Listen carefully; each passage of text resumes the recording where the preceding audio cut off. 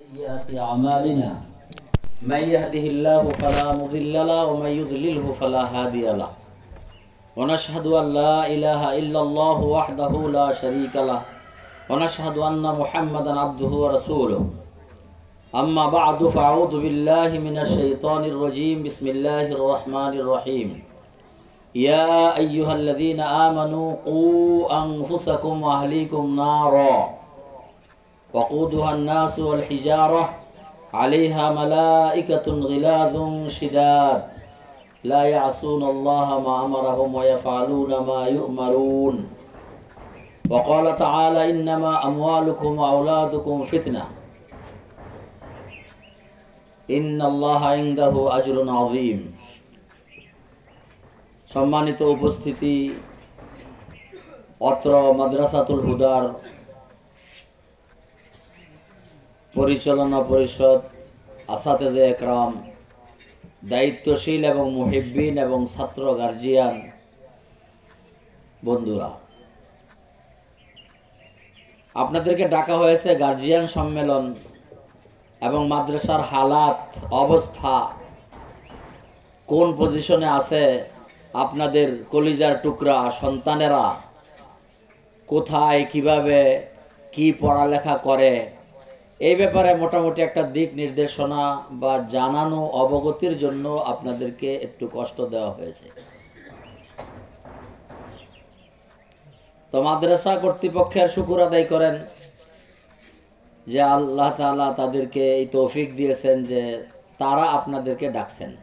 দরকার ছিল আপনারা সেদে সেদে আগ্রহী হয়ে এখানে আসা, যে আমাদের ছেলেরা বা মেয়েদেরও প্রতিষ্ঠান মাদ্রাসাতুল হুদা মহিলা শাখাও আছে, যারা কোথায় লেখাপড়া করে আমরা একটু দেখে আসি। আসলে আজকালের যুগে লোকেরা সন্তানের জন্য সবকিছু করে, কিন্তু সবচেয়ে অবহেলা করে মানে কামাই রোজগার ইত্যাদিতে কোনো কমতি নেই, কিন্তু বাচ্চাদেরকে সময় দিতে পারে না, যার কারণে এই তরুণ প্রজন্ম আস্তে আস্তে বাজে হয়ে যেতেছে।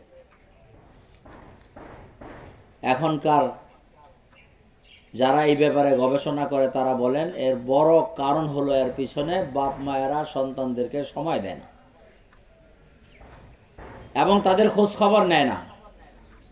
প্রয়োজনে 10 টাকার জায়গায় 20 টাকা তাদেরকে দিয়ে দিবে। দেখেন না আমাদের বাচ্চারা যখন বিরক্ত করে, নে মোবাইল নে, যে গেমস খেল, তামসা দেখ, আমাকে ডিস্টার্ব করিস না। এতে কি হলো? বাচ্চাটা বরবাদ হওয়ার দিকে যাচ্ছে। অথচ আমার আপনার জীবনের কামাই রোজগার যা কিছু আছে সবকিছু তাদেরকে কেন্দ্র করে। আমাদের একটা দায়িত্ব পরবর্তী প্রজন্মকে প্রতিষ্ঠা করা, তাদেরকে সুশীল সমাজ হিসাবে গড়ে তোলা। এই দুনিয়াতে আমরা কেউ চিরস্থায়ীভাবে আসিনি, এখানে থাকাও যাবে না। আমাদের পূর্বে যারা ছিল তারাও চলে গেছেন, আমাদেরকেও যেতে হবে। কিন্তু আমাদের কাজটা কি এখানে? একটা হলো নিজেদের তৈরি প্রস্তুতি আখিরাতের জন্য, আর আমার থাকাকালীন অবস্থায় আমার পরবর্তী প্রজন্মকে যোগ্য করে রেখে যাওয়া। কিন্তু আজ এই ব্যাপারে আমরা সবচেয়ে বেশি অবহেলা, উদাসীনতা, এটা আমাদের মধ্যে যথেষ্ট। আমরা ছাত্রদের গার্জিয়ানকে বলি যে আপনারা প্রতি মাসে একবার আপনার সন্তানের খবর নেবেন। এতে আমরাও আসাতেজে একরাম যারা আছে, শিক্ষক টিচার, তারাও তৎপর থাকবো যে এই ছেলেটার গার্জিয়ান বারবার খবর নেবে, কি বলবো তার সাথে। আমাদের অবস্থা এমন হয়েছে যে ছাত্র আমরা চিনি না। আমরা যারা একটু বড় মাদ্রাসা ছাত্র অনেক 500, 1000, 2000, সেখানে তো মোটেও না, এক ক্লাসের ছাত্র আমরা চিনি না। অবশ্যই এটা হওয়া উচিত ছিল, প্রত্যেকটা ছাত্রের ব্যাপারে খবর থাকা দরকার ছিল। এটা আমাদের দুর্বলতা। তো মোহতারাম, যাই হোক, দেরিতে হলেও বিলম্বে হলেও এখানের কর্তৃপক্ষ আপনাদেরকে ডাকছেন। আপনাদের সামনে মাদ্রাসার অবস্থা তুলে ধরবেন, আপনার ছেলে মেয়েরা কি লেখাপড়া করতেছে এর একটা নমুনা পেশ করবেন। কাজেই এই মজলিসটা অত্যন্ত গুরুত্বপূর্ণ।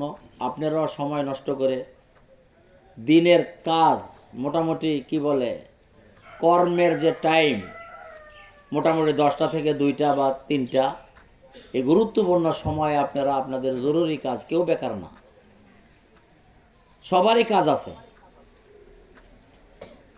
এই গুরুত্বপূর্ণ সময় দিয়ে আপনারা এখানে সময় দিয়েছেন, এজন্য আপনাদেরকে মাদ্রাসা কর্তৃপক্ষের পক্ষ থেকে আমি মেহমান হিসাবে আপনাদেরকে শুকরিয়া জ্ঞাপন করি, ধন্যবাদ জানাই। তিবতুম ওয়া তাবা মামশাকুম ওয়া তাবাওয়াতুম ফিল জান্নাতি মানজিলা। হুজুর সাল্লাল্লাহু আলাইহি সাল্লাম দোয়া করতেন, আপনার আগমন শুভ হোক।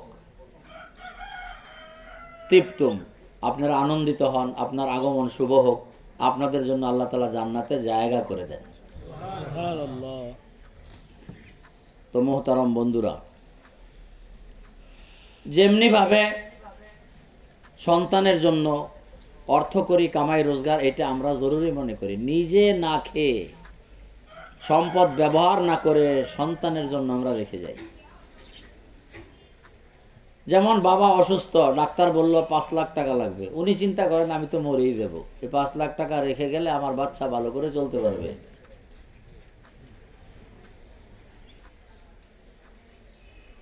কিন্তু এর চেয়ে বেশি জরুরি ছিল তাকে তালিম এবং শিক্ষা দান করে দেওয়া। ওমর ইবনে আব্দুল আজিজ রহমতুল্লাহ আলাইহি, ইসলামের ইতিহাস হিস্ট্রি যারা জানেন, ওমর ইবনে আব্দুল আজিজ যাকে বলা হইতো 5ম খলিফা, 4 খলিফার পরে, সামান্য বিরতির পরে যিনি খলিফা হয়েছেন ওমর ইবনে আব্দুল আজিজ, ইনসাফ প্রতিষ্ঠা হয়েছে তার যুগে সারা দেশে, সারা বিশ্বে। তো ওনাকে ওনার এক আত্মীয় বললেন যে আপনি আপনার ছেলেদেরকে প্রতিষ্ঠিত করে যান নাই, চাইতে পারেন নাই। তার মানে আপনি থাকাকালীন আপনার ছেলেরা এক এক এলাকার গভর্নর, এক এক এলাকার দায়িত্বশীল, কর্তৃপক্ষ হয়ে যেত, এটা ছিল কাজ, কিন্তু আপনি তা করেন নাই। উনি তখন শোয়া মুমূর্ষ অবস্থায় বললেন আমাকে উঠাও।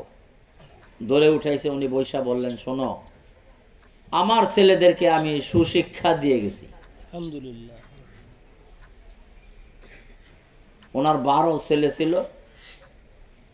পরবর্তী যুগে উনি চলে যাওয়ার পরে 12 জন 12 এলাকার গভর্নর হয়েছে। কিন্তু আজ আমরা এটা ভুল করি, মনে করি সন্তানকে টাকা পয়সা দিয়ে গেলেই বুঝি খুব করলাম। অনেক ক্ষেত্রে সন্তানকে ক্ষতি করে গেলাম। বাপের টাকা থাকার কারণে যত অলসতা, অকর্মণ্য, অকর্ম, অথর্ব সৃষ্টি হয় সন্তান। আর যদি নিজে বুঝে যে না আমার পায়ে আমাকে দাঁড়াতে হবে, আমার কামাই আমাকে করতে হবে, আপনি দেখবেন যেই ফ্যামিলিতে 10টা সন্তান, মোটামুটি 10টাই কাজের হয়। আর যেই ফ্যামিলিতে 1টা কিংবা 2টা, একটাও কাজের হয় না। কারণ তার আশা থাকে বাপের বাড়ি আছে, 10তলা বিল্ডিং, মাস শেষে 1.5 লক্ষ টাকা ভাড়া, আমার টাকা খাই কে, কী জন্য লেখাপড়া করব? এটা কিন্তু ভুল। টাকা কম কামান, সন্তানের পিছনে সময় দেন এবং তাদেরকে মানুষ বানানোর চেষ্টা করেন। তো ওমর ইবনে আব্দুল আজিজ রহমতুল্লাহ বলেন যে দেখো, আমি আমার সন্তানকে সুশিক্ষা দিয়েছি। ইন্না ওয়ালিয়্যা আল্লাহুল্লাযী নাযালাল কিতাবা ওয়া হুয়া ইয়াতাওয়াল্লাস সালিহিন। ইন্না ওয়ালিয়্যি, আল্লাহ রাসূলের দ্বারা বলান কথাটা আর কি, যে ইন্না ওয়ালিয়্যা আল্লাহুল্লাযী, আমার অভিভাবক আল্লাহ, ওয়া হুয়া ইয়াতাওয়াল্লাস সালিহিন, উনি সজ্জনদের অভিভাবক। আল্লাহ যার অভিভাবক হয়ে যান তার কোনো অসুবিধা আছে? তার কোনো সমস্যা থাকতে পারে না। তো আপনার সন্তানের অভিভাবক আল্লাহকে বানায়া যান, আপনি ব্যাংক ব্যালেন্সকে বানায়া যায়েন না, বড় ফ্যাক্টরিকে বানায়া যায়েন না। এই দায়িত্ব আমাকে আপনাকে দেওয়া হয় নাই। কোরআনে পাকের যে আয়াত পড়া হয়েছে, কু আনফুসাকুম ওয়া আহলিকুম নারা, সবচেয়ে বড় ভুল আমাদের মধ্যে আমাদের গন্তব্য কি, এই গন্তব্য সম্বন্ধে আমরা অবহেলা করে থাকি। গন্তব্য কি? দুনিয়া আমাদের গন্তব্য না। আমরা এর আগে রুহের জগতে ছিলাম। আমি মানি বা না মানি, বিশ্বাস করি বা না করি, অনেকের ধারণা যে আমি বোধহয় এমন হই। অথচ আমাদের যখন বাচ্চা ভূমিষ্ঠ হয় তখন আমরা ভালো করে দেখতে পারি একটা বাচ্চার অবস্থা কি হয়। আমি আপনিও কিন্তু এরকম ছিলাম। অনেকের ধারণা যে আমার মধ্যে আগের থেকে দাড়ি টাড়ি পাকা, না। একসময় বাচ্চা 2.5 কেজি 3 কেজি ওজনের বাচ্চা ছিলাম আমরা সকলেই। আস্তে আস্তে এই পরিবেশে বড় হয়েছি, বেড়ে উঠেছি। সুম্মা রাদাদনাহু আসফালা সাফিলিন। বড় করার পরে আবার আল্লাহুল্লাযী খালাকাকুম মিন যুফ সুম্মা জাআলা মিন বাদি যুফিন কুওয়া সুম্মা জাআলা মিন বাদি কুওয়াতিন যুফা ওয়া শাইবা। আল্লাহ কোরআনে পাকের ভিতরে বারবার মনে করায় দিয়েছেন। এই জন্য সবচেয়ে উপদেশদাতা হলো কিতাবুল্লাহ, আল্লাহর কিতাব। কিন্তু ওইটা যদি নিজের পাঠে থাকে, নিজের চর্চায় থাকে, তখন তার জন্য উপদেশ গ্রহণ করা সহজ। যারা নিয়মিত কোরআনে পাক তেলাওয়াত করে এবং অর্থ বুঝে, কোরআনের অধিকারের মধ্যে একটা এটাও আছে, কোরআনের অর্থ বোঝা। যে কোরআন আমাকে দৈনন্দিন কি বলে। কোরআনে পাকের ভিতরে আল্লাহ তাআলা বাস্তব অবস্থাটা তুলে ধরেছেন। যেমন বলেছেন আল্লাহ তাআলা এক আয়াতে সূরা রুমের শেষের দিকে, আল্লাহুল্লাযী খালাকাকুম মিন যুফ। আল্লাহ তোমাদেরকে দুর্বল অবস্থায় সৃষ্টি করেছেন। ঠিক কিনা বলেন? কতটা দুর্বল ছিলেন? পৃথিবীর সমস্ত প্রাণীকে আল্লাহ তাআলা সর্বোচ্চ তার জ্ঞান যোগ্যতা দিয়া সৃষ্টি করেছেন। একমাত্র মানুষকে সমস্ত জ্ঞান থেকে লেস করে সৃষ্টি করেছেন। আল্লাহু খালাকাকুম মিন বুতুনি উম্মাহাতিকুম লা তা'লামুনা শাইআ। আল্লাহ তোমাদেরকে সৃষ্টি করেছেন মায়ের গর্ভ থেকে এমত অবস্থায় তোমরা কিছুই জানতে না। এটা আল্লাহর কথা। ওমান আসদাকু মিনাল্লাহি কিলা। আল্লাহর চাইতে সত্যবাদী আর কেউ হতে পারে না। অথচ অন্যান্য প্রাণীর অবস্থা আপনি দেখেন, আল্লাহুল্লাযী খালাকাকুম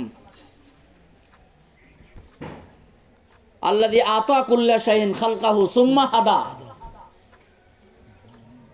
আল্লাহ খালাকাকুম, যে আল্লাহ তাআলা আতা কুল্লা শাইইন খালকাহু, প্রত্যেক প্রাণীকে সৃষ্টির যে অবয়ব এটা আল্লাহ তাআলা দান করেছেন। সুম্মা হাদা, এই হাদার ব্যাখ্যা কি?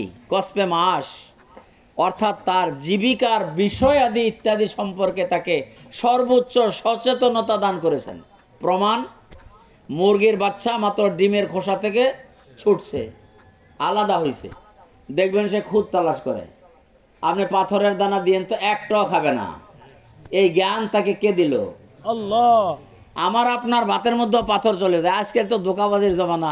চাউলের সাথে যদি 1 মণের সাথে 1 কেজি পাথর, তাহলে দামি চাউল যদি হয় 60 টাকা, তাহলে পাথরের দামও কত বললো? কিন্তু একটা মুরগির বাচ্চা পাথর খাবে না। সে যেটা খুদ সেইটাই সে মুখে দিবে। এই জ্ঞান তাকে কে দিল? আল্লাহ। আরো অনেক প্রাণীর বাচ্চা আছে। কিছু প্রাণী আছে পৃথিবীতে, এক রকমের পাখি, আমাদের দেশে হয়তো নাই, হাওয়ার মধ্যে বাচ্চা উঠায় এবং হাওয়াতে সে হাওয়ার মধ্যেই চলতে থাকে। তো প্রত্যেক প্রাণীকে আল্লাহ তাআলা, আপনি গরুর বছর জন্মানোর পরে সে গরুর পাশের 2 পায়ের চিপায় যায় যে এখানে তার জন্য রিজিক রাখা। হাতির বাচ্চা জন্মানোর পর, হাতির বাচ্চা অবশ্য দৌড় দেয় জন্মায়, কারণ হাতির প্রসবে যে কষ্ট হয়, হাতি যদি ওই সময় বাচ্চাকে পায় তবে মেরে ফেলবে। অনেকে যারা আজকাল ডিসকভারিতে হয়তো দেখছেন কখনো হাতির জন্ম, হাতি লাইতে থাকে, পাও দিয়া আঘাত করতে থাকে, তো ওইটা হয়ে দৌড় দেয়। তো তাদেরকে এই জ্ঞান, যদিও জানোয়ারের এই জ্ঞানকে জ্ঞান বলে না, শউর বলে আমাদের ইসলামিক পরিভাষায়, যাই হোক, এইটা কে দিল? এই জন্য আল্লাহ তাআলা তালিম, প্রত্যেক প্রাণীকে শিক্ষা দিয়া, তার চূড়ান্ত শিক্ষা সেটা দিয়া সৃষ্টি করেছেন। একমাত্র মানুষকে বোকা নির্বোধ বানায় সৃষ্টি করেছেন, তার মেহনত করে অর্জন করতে হয়। প্রমাণ, আল্লাহু খালাকাকুম মিন বুতুনি উম্মাহাতিকুম লা তা'লামুনা শাইআ, কোনো কিছুই তোমরা জানতে না। তো এদেরকে তালিম পেয়ে আস্তে আস্তে বড় হইতে হয়। তো আল্লাহুল্লাযী খালাকাকুম মিন যুফ, আল্লাহ দুর্বল থেকে দুর্বলতর করে তোমাদেরকে সৃষ্টি করেছেন। সুম্মা জাআলা মিন বাদি যুফিন কুওয়া, তারপরে তারুণ্য, যৌবন ইত্যাদি দান করেছেন। সুম্মা জাআলা মিন বাদি কুওয়াতিন যুফা ওয়া শাইবা, তারপরে আল্লাহ তাআলা আস্তে বুড়া বানায় দিয়েছেন, দুর্বল বানায় দিয়েছেন। লাকাদ খালাকনাল ইনসানা ফি আহসানি তাকওয়িম, মানুষকে উত্তম অবয়বে আল্লাহ তাআলা সৃষ্টি করেছেন। সুম্মা রাদাদনাহু আসফালা সাফিলিন, তারপরে মানুষকে একেবারে নিকৃষ্টতর অবস্থায় পৌঁছে দেয়। ইল্লাল্লাযীনা আমানু ওয়া আমিলুস সালিহাত। তবে এরা ব্যতিক্রম, এরা বাহ্যিকভাবে বুড়া হইল, দুর্বল হইল, হীন হইল, কিন্তু আল্লাহ তাআলা তাদের মর্তবা উপরে রাখছেন। তো বলতেছিলাম যে এখানে উদ্দেশ্য, আমাদের লক্ষ্য এবং আমাদের টার্গেট, আমাদের গন্তব্য কোনটা, এইটাতে আমরা ভুলের মধ্যে আছি। এই ছেলেপেলেদেরকে দিন শেখানোর জন্য, ছেলেপেলেদেরকে সুশীল সমাজ হিসাবে গড়ে যাওয়ার জন্য সবখানে ত্রুটি হচ্ছে এই জন্য। তো আমরা রুহের জগৎ থেকে আমাদের সফর, আমাদের ভ্রমণ শুরু হয়েছে। সেখান থেকে মাতৃগর্ভে 10 মাস, 6 মাস থেকে 2 বছর পর্যন্ত, সেখান থেকে আমরা দুনিয়াতে আসছি দুর্বল থেকে দুর্বলতর অবস্থায়। তারপরে সেখান থেকে আস্তে আস্তে আমাদেরকে বেড়ে ওঠার সুযোগ করে দিয়েছেন। তারপর আবার এখান থেকে আল্লাহ তাআলা কবরের জগতে নিয়ে যাবেন, সেখান থেকে হাসরের ময়দানে নিয়ে যাবেন, সেখান থেকে পুলসারাতে নিয়ে যাবেন, সেখান থেকে জান্নাত বা জাহান্নাম। তো আমাদের আসল গন্তব্য হলো এটা, যে আমাদের জায়গা পরকালে কোথায় হবে।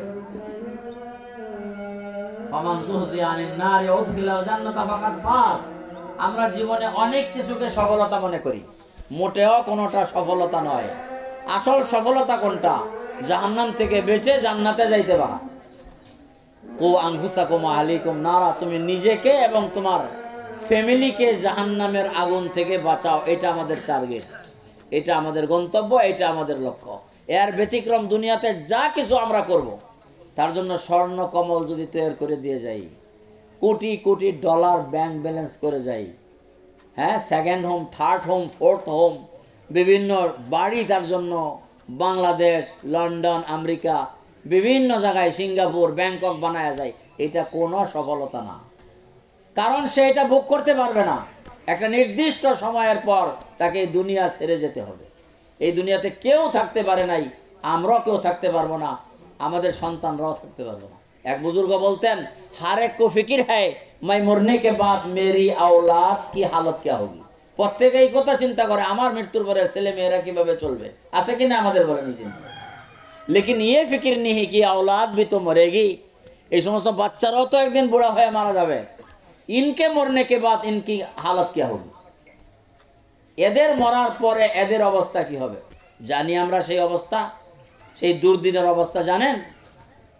রব্বানা আরিনাল্লাযাইনা আযাল্লানা মিনাল জিন্নি ওয়াল ইনস নাজালহুমা তাহতা আকদামিনা লিয়াকুনা মিনাল আসফালিন। ওই সমস্ত ছেলে মেয়েরা আল্লাহর কাছে ফরিয়াদ করবে, আমাদের পিতামাতাকে নিয়ে আসেন, আমরা তাদের বুকের উপর লাথি দিয়ে জাহান্নামে যাব। কারণ তারা আমাদেরকে সঠিক পথে পরিচালনা করেন। একটা ঘটনা, এক লোক আমেরিকা থাকতো, তার বাপ মারা গেছে। তো ইমাম সাহেবকে বলেছি, আপনি কাফন দাফন করে সারেন, টাকা যা লাগে আমি পাঠিয়ে দিতেছি, আমি এখন আসতে পারবো না, পরে আসবো। পরে আসছে, আসার পরে ইমাম সাহেবকে বলে, হুজুর চলেন বাবের কবরটা একটু জিয়ারত করে আসি। তো গেছে ইমাম সাহেব, ইমাম সাহেব বললো যে বাবের কবরের সালাম দেন, কবর জিয়ারতের দোয়াটা পড়েন। কয় তা তো জানি না। বলে সূরা ফাতিহা পড়েন।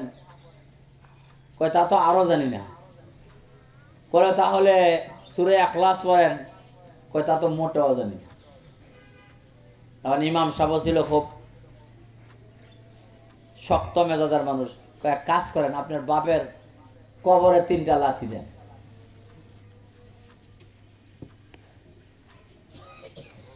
আমাদের দেশের ইমাম সাহেবরা বলে তো চাকরি যাইব, এত বড় কথা, যত বড় মুখ না তত বড় কথা। কথা তো হক। যেই বাবা আপনাকে আসসালামু আলাইকুম ইয়া আলাল কবর শিখিয়ে গেল না, এবং যে বাবা আপনাকে সূরা ফাতিহা শিক্ষা দিল না, আপনার জন্য কোটি কোটি টাকা ব্যয় করে বিলাতে, আমেরিকা, ওখানে সেখানে ডিগ্রি আনাইছে, সাইরানার মৌলবি সাহেব রাইখা সূরা ফাতিহাটা পড়াইল না, কোরআন শিক্ষা দিল না, সেইভাবে কবরের লাথি খাওয়ারই যোগ্য। মোহতারম, আমরা কি করতেছি? আমাদের ভুল ভাঙা দরকার। আজকে এখান থেকে শুধু ছেলে মেয়েদের খবর নিয়ে গেলে চলবে না, নিজেদের খবর নিয়ে যাই। আমার হালত কতটুকু? যদি ছেলে মেয়েদেরকে এই কোরআন শিক্ষা না দেওয়া হয়, এই ছেলে মেয়েরা, আমার আগে মাওলানা মোহাম্মদ আলী সাহেব বলে গেছেন, ওই সন্তান থেকে আল্লাহর কাছে পানাহ চাইতে বলা হয়েছে। ইয়াকুনু আলাইহি ওয়াবালান, যেটা আমার কাছে বিপদের কারণ হবে। এই সমস্ত সন্তান যাদেরকে দিন শিখায়া যায় নাই, যদিও তাকে পৃথিবীর সর্বোচ্চ ধনাঢ্যতা দিয়ে যায়, ধনী বানায়া যায়, তারাও আমাদের জন্য বিপদের কারণ হবে মনে রেখে। মুসলমান হিসাবে আমরা বিশ্বাস করি এই কথা, আমানতু বিল্লাহি হ্যাঁ ওয়া মালাইকাতিহি ওয়া কুতুবিহি ওয়া রুসুলিহি ওয়াল ইয়াউমিল আখির ওয়াল কদরি খাইরিহি ওয়া শাররিহি মিনাল্লাহি তাআলা ওয়াল বাসি বাদাল মাউত। এইটা বিশ্বাস না করলে তো সে মুসলমানই না। মুসলমান মানে এই কথাগুলোর উপর তার নিশ্চিত বিশ্বাস থাকতে হবে। ওয়াবিল আখিরাতি হুম ইউকিনুন, আল্লাহ তাআলা আখিরাতের ব্যাপারে বলেছেন, আখিরাতে সে নিশ্চিত বিশ্বাসী। ঈমান হলো বিশ্বাস, মোটামুটি একটা সাধারণ বিশ্বাস ধরে নিতে পারি, কিন্তু ইয়াকিন যেটাকে বলা হয়, শুনবেন দাওয়াত ও তাবলীগের মেহনতে বলা হয় বা ইয়াকিন পয়দা করেন। এই ইয়াকিন মানে নিশ্চিত বিশ্বাস, এটা অবশ্যই বিশ্বাস হইতে হবে। আমার অঙ্গ প্রত্যঙ্গ এটাকে বিশ্বাস করা যায় না। আজকে আমার হাত আছে, আল্লাহ না করুক অ্যাক্সিডেন্ট হয়ে আলাদা হইতে পারে। আজকে আমার বডি আছে, মরার পরে এটা পোকার খাদ্য হবে, এটাকে অবিশ্বাস করা যায়। কিন্তু আখেরাত এবং কিয়ামতকে অবিশ্বাস করা যায় না। অবশ্যই অবশ্যই আখেরাত হবে, কিয়ামত হবে। হযরতে মুসা আলাইহিস সালামকে আল্লাহ তাআলা বলেন, ইয়া মুসা ইন্নাস সাআতা আতিয়াতুন, কিয়ামত অবশ্যই হবে। আকাদু উখফিহা, আমি এটাকে গোপন রাখবো। লিতুজা কুল্লু নাফসিন বিমা তাসআ, প্রত্যেকটা মানুষের কর্মফল তাদেরকে বুঝিয়ে দেওয়ার জন্য। ইন্নামা তুওয়াফাউনা উজুরাকুম ইয়াওমাল কিয়ামাতি ফামান যুহজিয়া আনিন নারি ওয়া উদখিলাল জান্নাতা ফাকাত ফাজ। অন্য আয়াতে বলেন কুল্লু নাফসিন যায়িকাতুল মাউত, মৃত্যু প্রত্যেকেরই হবে।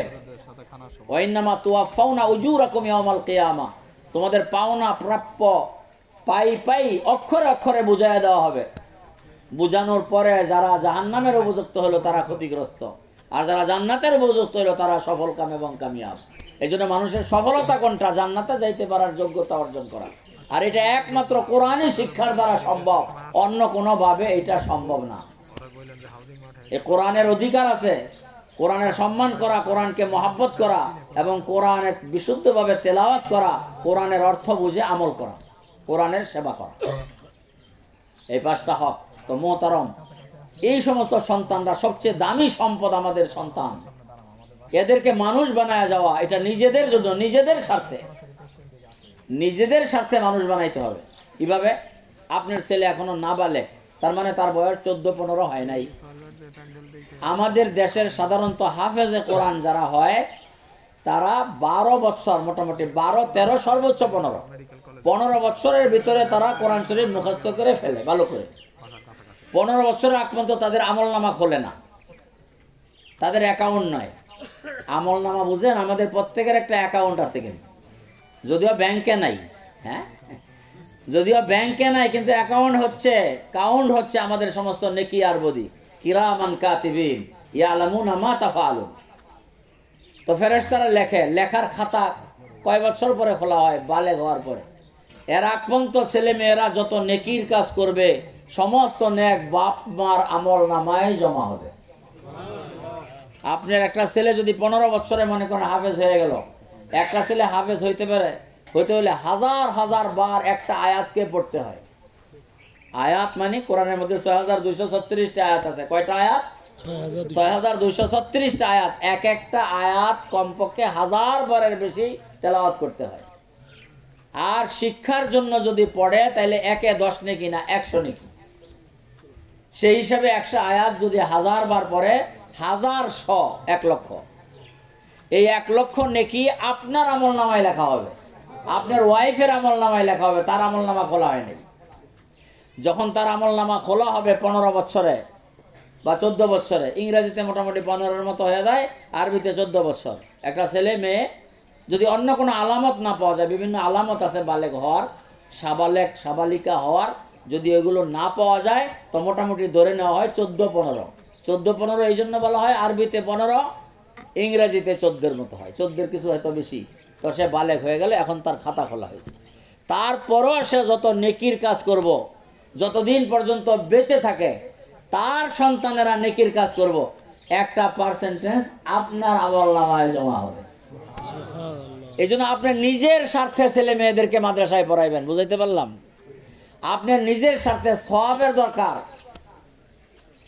আমার এক মুসল্লি তার ছেলে মেয়েদেরকে জমা কইরা আমাকে কিছু কথা রাখতে বলছেন এবং তিনি একটা ভূমিকা বলে দিয়েছেন, দেখো আমি যে আমল করেছি এর দ্বারা আমার সন্দেহ লাগে আমি পরকালে নাজাত পাইব কিনা। এই জন্য তোমরা আমার থেকে জন্ম হয়েছে তোমাদের, তোমরা যদি নেকির কাজ করো তাহলে আমি আশাবাদী এর একটা অংশ আমি কবরে থেকে পাইব। এই জন্য আজকে হুজুরকে দিয়ে, ইমাম সাহেবকে দিয়ে আমি কথা বলাইলাম যাতে আমার মৃত্যুর পরে তোমরা কিছু নেকির কাজ করো, তার একটা অংশ আমি কবরে থেকে পাই। ভাই আমাদের তো একই নাই কবর সম্বন্ধে, ওইটার ফিকির নাই তো। আজকাল আমরা রিসার্চ করি বিভিন্ন কিছু নিয়ে, কিন্তু কবর নিয়ে রিসার্চ করি না। কবরে কি অবস্থা হবে, হাসরে কি অবস্থা হবে। একটা মানুষ কবরে কমপক্ষে 1,20,000 বছর অবস্থান করবে সর্বনিম্ন। যে ইসরাফিলের সিংহায় ফুৎকার দিলে দুনিয়া কি হবে খবর আছে? কোথায় গবেষণা করি? হাওয়ার উপরে। যে পৃথিবীতে থেকে পৃথিবীর অবস্থা কি, এর কি বেইল আছে, এর কি ভ্যালু আছে? কতদিন থাকবে এটা? এটা তো শেষ হয়ে যাবে একদিন। পাহাড়গুলো তুলার মতো উড়বে, হ্যাঁ, সমস্ত জমিন একাকার হয়ে যাবে, পানিতে আগুন জ্বালাইয়া দেওয়া হবে, তারকাগুলো খসে পড়বে, সূর্য আলোহীন হয়ে যাবে, আসমান চৌচির হয়ে ফেটে পড়ে যাবে। এই সব কিছু ঘটবে পৃথিবীতে, হয়তো আমরা দেখব না। আরে ভাই 2000 সালের 5ই মে কিয়ামত হইতেছিল না? অনেকে যারা বয়স্ক তারা তো অন্তত জানেন 2000 সালের 5ই মে শুক্রবার ও বিদেশে চলে আসছে, ঢাকা থেকে দিনাজপুর চলে গেছে যে মোর এইতে যাবার চাকরি করে রাখিলাম। কিয়ামতের বিষয়টি আল্লাহ ছাড়া কেউ জানেন। এই জন্য আল্লাহর কথা যে সত্য, আল্লাহ তাআলার কথা যে সত্য এবং মহাসত্য, এটা প্রমাণ হয় ওই 2000 সালের 5ই মে একবার প্রমাণ হয়েছে। সব বিজ্ঞানীরা বলছে কিয়ামত হয়ে যাবে, একজন মুসলমান বিজ্ঞানী বলছে কিয়ামত হওয়া জরুরি না, হইতে পারে এমন আশঙ্কা আছে। মানে ওই যে গ্রহগুলো যেগুলো ঘুরতেছে এটা একটার সাথে টাচ হবে, লাগলে অ্যাক্সিডেন্ট হবে। 2টা রেলগাড়ি যদি অ্যাক্সিডেন্ট হয়, 2টা প্লেন যদি অ্যাক্সিডেন্ট হয়, প্লেন অ্যাক্সিডেন্ট হলে কেউ বাঁচে না সাধারণত, সাইকেল অ্যাক্সিডেন্টে কেউ মরে না। তো এখন গ্রহগুলো যেগুলো পৃথিবী থেকে 1000 গুণ লক্ষ লক্ষ গুণ বড়, সেইগুলো যদি পরস্পর অ্যাক্সিডেন্ট হয়, আরে ভাই 2টা হাতি ঝগড়া লাগলে পিঁপড়ার কি অবস্থা হবে? ঠিক পৃথিবীর অবস্থা এরকম হয়ে যেত। এই জন্য বলছে কিয়ামত হবে, কিন্তু আল্লাহ দেখায় দিলেন লা ইউজাল্লিহা ইল্লা লিওয়াক্তিহা। আল্লাহ বলেন আমি প্রকাশ করবো না, এটা আমার সময় মতো। কিয়ামতের সাথে কি সম্পর্ক আপনার? কিয়ামত আমার ব্যাপার। রাসূলকে জিজ্ঞাসা করা হলো, জিবরাইল মানব বেশে এসে জিজ্ঞাসা করলেন মাতা তাকুমুস সাআহ, কিয়ামত কবে হবে? তো হুজুর সাল্লাল্লাহু আলাইহি ওয়াসাল্লাম বলছেন মাল মাসউলু বিহা বিআলামা মিনাস সাইল, প্রশ্নকারী অপেক্ষা উত্তরদাতা অধিক অবগত নন। রাসূল কাল ফিমা আনতা মিন যিকরাহা ইলা রাব্বিকা মুনতাহাহা, আপনার সাথে কিয়ামতের কি সম্পর্ক? এটা সম্পূর্ণ আমার ব্যাপার। লা ইয়ালাম, জানে না, মালাকুন মুকাররাব, কোন আল্লাহ তাআলার নিকটস্থ ফেরেশতা, ওয়ালা নবিয়্যুন মুরসাল, কোন নবীকেও জানানো হয়নি। রাসূলকে অগ্রপশ্চাতের জ্ঞান আল্লাহ তাআলা দান করেছেন। মোটামুটি আউয়ালিন ও আখেরিন, পূর্বদের এবং পরবর্তীদের, কিয়ামত পর্যন্ত, কিয়ামতের পরে কি হবে, জান্নাতে কি হবে, সমস্ত জ্ঞান আল্লাহ তাআলা মুহাম্মদ সাল্লাল্লাহু আলাইহি সাল্লামকে দিয়েছেন, কিন্তু কিয়ামত সম্বন্ধে বলেননি। এটা সম্পূর্ণ আল্লাহ তাআলার। কিয়ামত অবশ্যই হবে। মুসা আলাইহিস সালামকে আল্লাহ বলেন ইন্না সাআতা আতিয়া আকাদু উখফিহা, আমি এটা গোপন রাখবো, জানাইব না। আল্লাহ যেটা গোপন রাখছে কার ক্ষমতা আছে জানার? লিতুজা কুল্লু নাফসিম বিমা তাসআ, প্রত্যেকটা মানুষকে তাদের কর্মফল বুঝাইয়া দেওয়ার জন্য আমি কিয়ামতের পরিবেশ সৃষ্টি করব, কিয়ামত অনুষ্ঠিত করব। ফালা, অতএব তুমি কিন্তু ফালা ইয়াসুদ্দান্নাকা আনহা মাল্লা ইউমিনু বিহা ওয়াত্তাবা হাওয়া ওয়াতারদা, কিয়ামতের স্মরণ থেকে যেন তোমাকে উদাসীন না করে, গাফেল না করে, অমনোযোগী না করে। তার মানে সর্ব অবস্থায় তুমি কিয়ামতের কথা লক্ষ্য রাখবে। কিয়ামত হবে তো, কিয়ামত আবার 3 প্রকার। যে মানুষ মারা গেছে তার জন্য ওই দিনে কিয়ামত। আরেকটা হইল সমপাঠীদের মৃত্যু হওয়া, কিয়ামতে অবস্থা। আর কিয়ামতে কোবরা, যেটা মহাপ্রলয় বলি বাংলায়। কিসের প্রলয় মলয়? আরবি ভাষাগুলো বা আরবি শব্দগুলো বাংলায় প্রকাশ করা 100 ভাগের 100 ভাগ সম্ভব না। প্রত্যেকটা ভাষার একটা আলাদা বৈশিষ্ট্য আছে। তো কিয়ামত সাআ, কিয়ামতকে সাআ বলা হয়, কিয়ামত বলা হয়। তো মান মা তাকাত কিয়ামত কিয়ামত। তো মোহতারম, আমাদের গন্তব্য হলো সেই জান্নাত বা জাহান্নাম। এটা দুনিয়া গন্তব্য না। এখানের বয়স সীমা হলো আমার উম্মতি বাইনা সিত্তি ওয়া সাবিনা সানা। আল্লাহ রাসূল বলেছেন এই উম্মতের বয়স 60-70-এর মাঝামাঝি। খুব কম মানুষে 80-র কোঠায় বসবে। আপনারা লক্ষ্য করে দেখবেন 80-র উপরে সাধারণত মানুষ বাঁচে না। তবে চূড়ান্ত মা মিন নাফসিন মানফুসাতিন ইয়াতি আলাইহা মিয়াতু আম ওয়া হুয়া হাইয়ুন ইয়াউমাইযিন, 100 বছরের পরে আমরা কেউ বাঁচব না। যাদের 80 হয়েছে ধরে নেন আর সর্বোচ্চ 20 বছর, স্বাভাবিকভাবে যদি ব্যতিক্রম হইতে পারে। আর হায়াত মওত এটা আল্লাহ তাআলার হাতে। এটা বডি যতই মজবুত থাক না কেন হায়াতের সাথে সম্পর্ক না। বডি মজবুত রাখা সেটা আলাদা ব্যাপার, ব্যায়াম, শরীর চর্চা এটা সুস্থতা বাড়ায়, কিন্তু হায়াত বাড়ায় না। হায়াত আল্লাহর হাতে সীমিত। তো মোহতারাম বন্ধুরা, এই জগতে আমাদেরকে কেন পাঠানো হয়েছে? জগতে আমাদেরকে পাঠানো হয়েছে, আমরা কিন্তু আসি নাই। বলেন তো কে কে নিজের ইচ্ছায় আসছেন? আমার মনে হয় অন্তত টাঙ্গাইল জন্ম হইতেন না যদি নিজের ইচ্ছা হইতো, করে ঢাকা শহরে জন্ম হই। আর ঢাকায় ওই গ্যাদারিং এলাকার মধ্যে হ্যাঁ হইতেন না, করে যাই একবার আমেরিকা লন্ডনে চলে যেতেন। কাজে নিজের ইচ্ছায় কেউ আসতে পারি নাই, নিজের ইচ্ছায় কেউ যেতেও পারবো না। এটাই তো চিন্তার বিষয়। লাআল্লাকুম তাতাফাক্কারুন, লাআল্লাকুম তাতাযাক্কারুন। কোরআনে বারবার আল্লাহ উপদেশ দিয়েছেন, কিন্তু কোরআন না থাকার কারণে আমরা সেই উপদেশগুলো আমাদের বোধগম্য হয় না, আমরা বুঝতে পারি না। কোরআন হলো সর্বোচ্চ উপদেশের কিতাব। নিয়মিত একটা অংশ কোরআন পড়া চাই। এবং আমরা যারা জানি না কোরআনের অর্থ, তারা অন্তত যে কোনোভাবে কোরআনে আল্লাহ তাআলা কি বলছে এটা জানা উচিত। অত ওয়াজ নসিহত লাগে না। সবচেয়ে বড় কথা, সবচেয়ে দামি কথা, সবচেয়ে গুরুত্বপূর্ণ কথা, আসল কথা, বাস্তব কথা কোরআনের কথা। এই জন্য আপনাদেরকে বলে দেয় সবাই শুদ্ধ করে কোরআন শরীফ পড়তে পারেন কিনা। না পারলে আপনার ছেলেকে অবস্থা এমন হলো, তাকে রসগোল্লা খাওয়াইলেন কিন্তু আপনি বৈশা বৈশা দেখলেন। এই জন্য আপনাকেও কোরআন পড়তে হবে। কি করতে হবে? নৈশ মাদ্রাসা, রাতের মাদ্রাসা কায়েম করেন। এই সমস্ত মাদ্রাসা যারা ডে মাদ্রাসা করছে, আমি তাদেরকেও বলবো, এই ছাত্র গার্জিয়ানদের আশেপাশে যারা আছে, ছাত্র নিতে আসে। কালকে এক মাদ্রাসায় বললাম যে দেখো, তোমাদের এখানে মহিলারাও আসে ছাত্রদের খাবার জন্য, রাত্রে নেওয়ার জন্য। তোমরা বলবা 15 মিনিট আগে আসেন। তাদের একটা পর্দার ব্যবস্থা করো বারিন্দায়। এইখানে ওই কারি সাহেব আত্তাহিয়াত, দুরূদ শরীফ এগুলো জোরে জোরে মস্ক করবে, তারা সেইখানেতে শিখে নেবে। প্রত্যেকের জরুরি। আমাদের প্রয়োজন আর অপ্রয়োজনীয় বিষয়গুলো আমরা জানি না। আফসোস, শীত আসছে, এখন জামা গায়ে দেয়, মোটা জামা, প্রয়োজন বোধ করি, কিন্তু দিন কোনো প্রয়োজন নেই, নামাজ কোনো প্রয়োজন নাই, কবর প্রয়োজন নাই। এই জন্য বলছি, দুনিয়ার সব কিছু চর্চা হয়, গবেষণা হয়, কিন্তু কোরআন চর্চা, কবর চর্চা, হাসর চর্চা, পুলসেরাতের চর্চা হয় না। খবর আছে কবরস্থ জিন্দেগি, কবরে রাখা পরে কবরে আমার দেহটা পচে যায়, আমরা মনে করি শেষ না। এটা তো একটা পোশাক। শীতে যেরকম আমরা মোটা কাপড় পরেছি, গরমে পাতলা কাপড় পরে, এটা একটা পোশাক। ওই দেখেন না বিয়ের সময় শেরওয়ানি ইত্যাদি টুপি ভাড়া আনে ডেকোরেশন থেকে, তাই না? ওইটা একটা পোশাক বিয়ের দিনের, পরে এটা খুলে ফেলে। এটা আমাদের এই জাগতিক জগতে থাকার জন্য একটা পোশাক, এটা চলে যাবে। আসল মুআমালা, আসল আচরণ হবে রূহের সাথে। তবে রূহ এবং মুর্দারের লাশ, কবর, তার সাথে একটা সংযোগ আছে। এই জন্য অনেক সময় রূহের উপর শাস্তি সেটা কবরে প্রমাণিত হয়, প্রকাশিত হয়। সেটা হলো কবর থেকে ধোঁয়া উঠে, কবর থেকে আগুন জ্বলে, কবরের মাটি গরম। আমাদের এক আকাবের বলি আমরা, যারা আমাদের বড় পূর্বসূরি, যারা আমাদের ওস্তাদের ওস্তাদ, উনি এক ঘটনা বলছেন যে আমার আব্বা যখন মারা গেলেন, তো আমার এক হুজুর কবরে হাত ঢুকাই দিয়েছেন। কিছুক্ষণ পরে বললেন যে তোমার আব্বাকে মনে হয় জান্নাতি। সুবহানাল্লাহ। কেন? যে বেশ সময় হয়ে গেল, এখনো কবরের মাটি গরম হয় নাই। বাকি আপনারা হাত ঢুকায় আবার এই ফতুয়া দিতে দেব না যে জান্নাতি জাহান্নামী। ওইটা আবার হাদিসে নিষেধ আছে, তুমি কাউকে জান্নাতি নিশ্চিত করে বলো না, কাউকে জাহান্নামীও নিশ্চিত করে বলো না। আল্লাহ তাআলা হযরত দাউদ, হাদিসের মধ্যে আসে, দাউদ আলাইহিস সালাতু ওয়াস সালামকে এই মর্মে জানান, তুমি বলে দাও, হাজারো পাপের পরে আমি চাইলে কোনো বান্দাকে আমি মাফ করে দিতে পারি, এটা আমার অধিকার। আর হাজারো নেকির কাজ করলে তাকে আমি আটকায় দিতে পারি, এটা আমার অধিকার। কাজে কেউ যেন দুনিয়াতে থেকে এই ফতুয়া এবং এই ফয়সালা, এই সিদ্ধান্ত, ফতুয়া মানে সিদ্ধান্ত, কোনো সিদ্ধান্ত না দেয় যে এই জাহান্নামী এই জান্নাতি।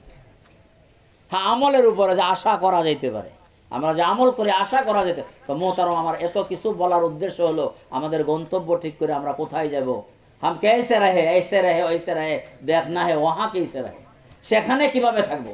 একটা গল্প বলতেছি আপনাদেরকে। এক সওদাগর তার লোকজন নিয়ে বাণিজ্যে গেল নৌপথে। আর নদীর মধ্যে সাইক্লোন হয়, 25 ফিট পর্যন্ত পানি কি হয়, ঢেউ উঠে। তো এরকমই এক কবলে পড়ে গেছে, সাইক্লোনের কবলে, ঘূর্ণিঝড়ের কবলে পড়ে তার সব কিছু তছনছ হয়ে গেছে। ওই সওদাগর বাঁচতে বাঁচতে আরেক দেশে যায় বালুচরের মধ্যে আধা মরা অবস্থায় আটকে আছে। যেই দেশে পড়ছে সেই দেশের নিয়ম ছিল যে রাজার হাতির মাধ্যমে রাজা নির্বাচন হইত 1 বছরের জন্য, টাইম 1 বছর। তারপরে তার অবস্থা বড় খারাপ। একটা দ্বীপে রেখে আসতে হইতো, যেমন সেন্ট আমাদের মার্টিন আমাদের দেশের, ওইখানে তো বসবাস আছে, কোনো বসবাস নাই, কোনো সংযোগ নাই। সেখানে হিংস্র প্রাণীরা খেয়ে ফেলতো অথবা মরা কঙ্কাল হয়ে পড়ে থাকতো। তো ওই লোকেরা যখন রাজার হাতি ছাড়ছে, অনেক লোক লাইন ধরে এরকম, এই যে ছাত্র ভাইয়েরা, পুরান ছাত্র নতুন ছাত্র, এরা দাঁড়াইছে, কাউকে পছন্দ করে না, চলে গেছে সাগর পারে। যাইয়া ওই আধা মরা লোকটাকে কি করলো, সুর দ্বারা পেছায়া না রাজ দরবারে ফেললো। এখন যখন এই রাজা অসুস্থ, এই রাজা কিন্তু, এখন তাকে ইঞ্জেকশন স্যালাইন ইত্যাদি দিয়ে ঠিকঠাক করলো, মিটমিট করে চায়, কিছুটা হুঁশে আসছে। লোকেরা বলে, বস সময় নষ্ট করেন না। রাজা বুঝতেই পারে নাই, ওই সদাগর বুঝতেই পারেনি, সময় নষ্ট করেন না, আমার তো কোনো লোকজন দেখি না, ব্যাপার কি। আস্তে আস্তে যখন পুরোপুরি সুস্থ হইলো, তখন তারা বললো, আপনি এই দেশের জন্য রাজা। 1 জানুয়ারি থেকে, হ্যাঁ, ভোর 6টা থেকে আরম্ভ করে 31 নাইট, ডিসেম্বরের 31 তারিখ রাত্র 12টা পর্যন্ত আপনার টাইম। এর ভিতরে আপনি রাজা। এরপরে 1 সেকেন্ডের জন্য আপনাকে আর রাজা রাখা হবে না। বড় মুশকিল। রাজা চিন্তা করলো, কি করা যায়, তোমাদের দেশের আইন কানুন বলো তো। আমাদের দেশের কানুন আইন হইল এই, 1 বছর পরে ওই দ্বীপান্তর, এখানে একটা দ্বীপ আছে, সেখানে আপনাকে রেখাও। রাজা 3 মাস পর্যন্ত খুব চিন্তা করলো, কি করা যায়, এখন তো আমি বেরোইতেও পারবো না, এখন রাজা হয়ে গেছি, তো আমার ক্ষমতা যতটুকু আছে আমি দেখাই। সে বলো, চলো ওইখানে একটু দেখে আসি, যেখানে আমাকে 1 বছর পরে রাখবা। কয় না, ওইখানে তো যাওয়া হয় না, ওইখানে শুধু ফেলে দিয়ে আসার সময় যাওয়া, এর আগে কেউ যায় না। কয় আমি রাজা না, আমার হুকুম মানবা না? তা তো মানবো। চলো। যাইয়া দেখলো এখানে কঙ্কাল, কোনো মানুষ নাই, কিছু হিংস্র প্রাণী দেখা যায়, আর এইভাবে পড়ে আছে। রাজা চিন্তা করলো, কি করা যায়, আমাকেও তো তারা ছাড়বে না, এখানে ফেলবে। তো রাজা আইসা সমস্ত ইঞ্জিনিয়ার এবং সমস্ত যত কারিগর আছে, রাজমিস্ত্রি, এই মিস্ত্রি সেই মিস্ত্রি, সব ডাকলো, যে ওইখানে আমি চাই 6 মাসের ভিতরে একটা পরিপূর্ণ আবাদ শহর বানাইতে, তার জন্য কি প্রয়োজন। তো তারা সব হিসাব দিল যে এই লাগবে। আর সবাই বললো, আপনি কেন বানাইতে যাবেন, ওইখানে আমাদের দেশেই কত কাজ করে না, আমি যা বলি তাই, আমি রাজা না? বানাও, 6 মাসের ভিতরে একটা পরিপূর্ণ শহর ওইখানে বানাইতে হবে। ঠিক যেই কথা সেই কাজ, হাকিম নড়ে তো হুকুম নড়ে না। বানায় ফেললো। বানানোর পর রাজা বললো, চলো দেখে আসি, ভিজিট করে আসি। যাইয়া দেখে এটা এত সুন্দর এবং মনোরম পরিবেশ বানাইছে, এখন আর ওইখান থেকে আইতে মনে চায় না। তো রাজা বলে, আমাকে কবে ওইখানে দিবা? কয়, বস আরো 3 মাস বাকি আছে। 3 মাস লাগবো না, এখনো দিয়ে দিতে পারো। মোহতারাম বন্ধুরা, যে জগতে আমরা আছি, সেই জগৎটাকে পরিপাটি করেছি। নিজের থাকার ঘর, খাবার ঘর, টয়লেট, দামি দামি টাইলস লাগায় সেখানে বিভিন্ন ব্যবস্থা করেছে, কিন্তু কবরের খবর আছে? এখানে কতদিন থাকবেন? সর্বোচ্চ বয়স সীমা 60-70। আপনি থাকতে চাইলেও রাখা হবে না, আপনাকে হায়াত দিল, আপনার বডির কন্ডিশন সুযোগ দিবে না। বহু লোক বিছনায় শুইতেছে, 20 বছর ধরে বিছনায় কাতরাইতেছে, পিঠে ঘা হয়ে গেছে।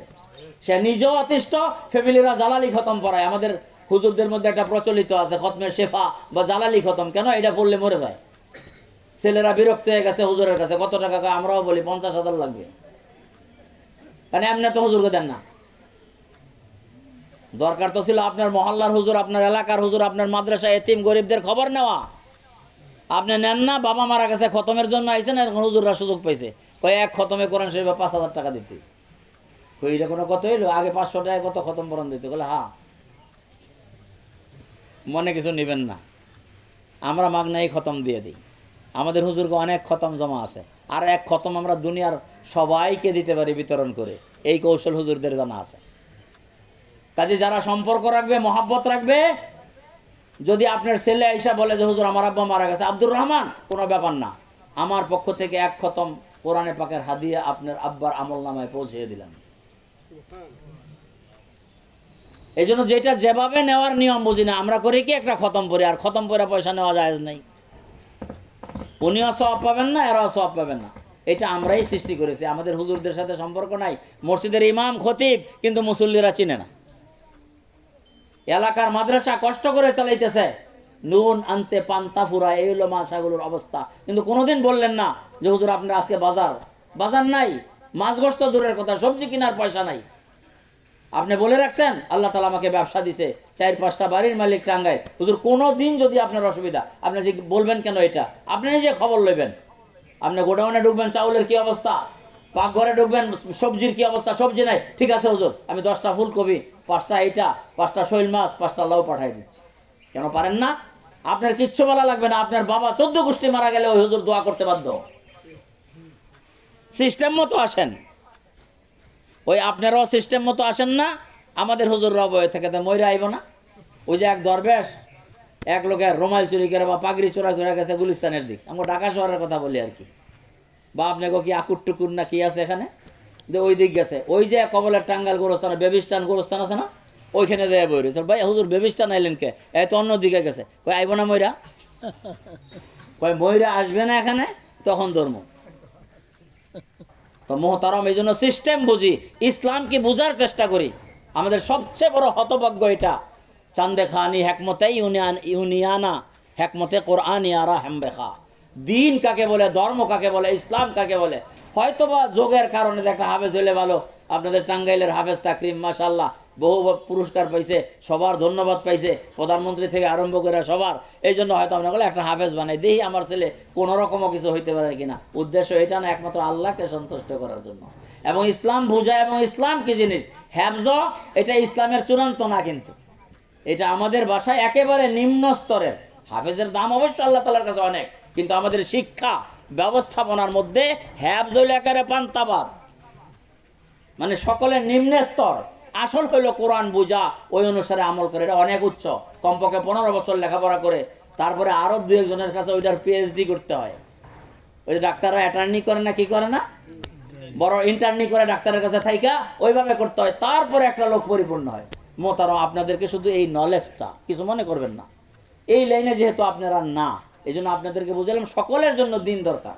এমএ পাস করা সকলের জন্য জরুরি না, কারণ আপনি এমএ পাস করে বেতন চাকরি যত পাইবেন, পপকর্ন বেচা, পপকর্ন চিনেন, ওই যে ভুট্টা মুরগির খাবার যেটা, আমি একজনকে জিগাইলাম, এক ফেরিওয়ালাকে, যে তো কত পাও, বলে যে 900 টাকা লাভ হয়ে গেছে, আরও যা আছে আরও 200-300 টাকা হবে, তার রোজ 1200 টাকা। আপনাদের 1200 টাকা রোজের চাকরি কয়জনের আছে এমএ পাস করে বলেন? জীবিকা আল্লাহর হাতে, আল্লাহ পৌঁছাইবেন। আপনি হাত মুখ বন্ধ করে বসে থাকলে আল্লাহ তাআলা যদি চান আপনাকে খাওয়াইবেন, কিন্তু আপনার আখেরাত হবে না কোনোদিন না করলে। দুনিয়া বিল ওয়াসাইল লাবিল ফাজাইল, দুনিয়া একটা বাহানা দিয়ে চলতে হয়, কিন্তু আখেরাত আপনার বনবে না। যেমন একটা প্রমাণ আপনাকে বলি, আপনার ব্রিলিয়ন কি বলে যে আরো এত দামি ছাত্র, সব ক্লাসে ফার্স্টের উপরে ফার্স্ট, চ্যালেঞ্জ দিয়া বলতে পারি আপনি জিন্দিগিতে নিজে নিজে কোরআন শরীফ পড়তে পারবেন না। পারলে কেউ চ্যালেঞ্জ করেন আমার সাথে। আপনি এমএ পাস করছেন, কোথাও আটকান নাই, একেবারে এক চান্সে পাস, কিন্তু কোরআন শরীফ আপনি নিজে নিজে পড়তে পারবেন না। এখানে কোনো ওস্তাদের কাছে ক ক হা এইগুলো মস্ক করে পড়তে হবে। এই জন্য কোনো বিষয় আছে নিজে নিজে অর্জন হয় না। আপনাদেরকে অনুরোধ করে বলি, আলহামদুলিল্লাহ আপনারা কলিজার টুকরা এই যুগে মাদ্রাসায় দিয়েছেন ছেলেদেরকে, বড় সৌভাগ্যের কাজ করেছেন। তার জন্য কল্যাণ, আপনার জন্য কল্যাণ।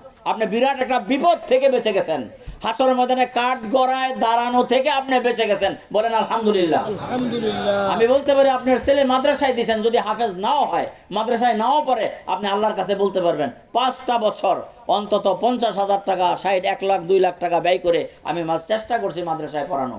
আল্লাহ, আমার তো এর চেয়ে বেশি কিছু করার ছিল না, এটা বললে আপনি নাজাত পেয়ে যাবেন।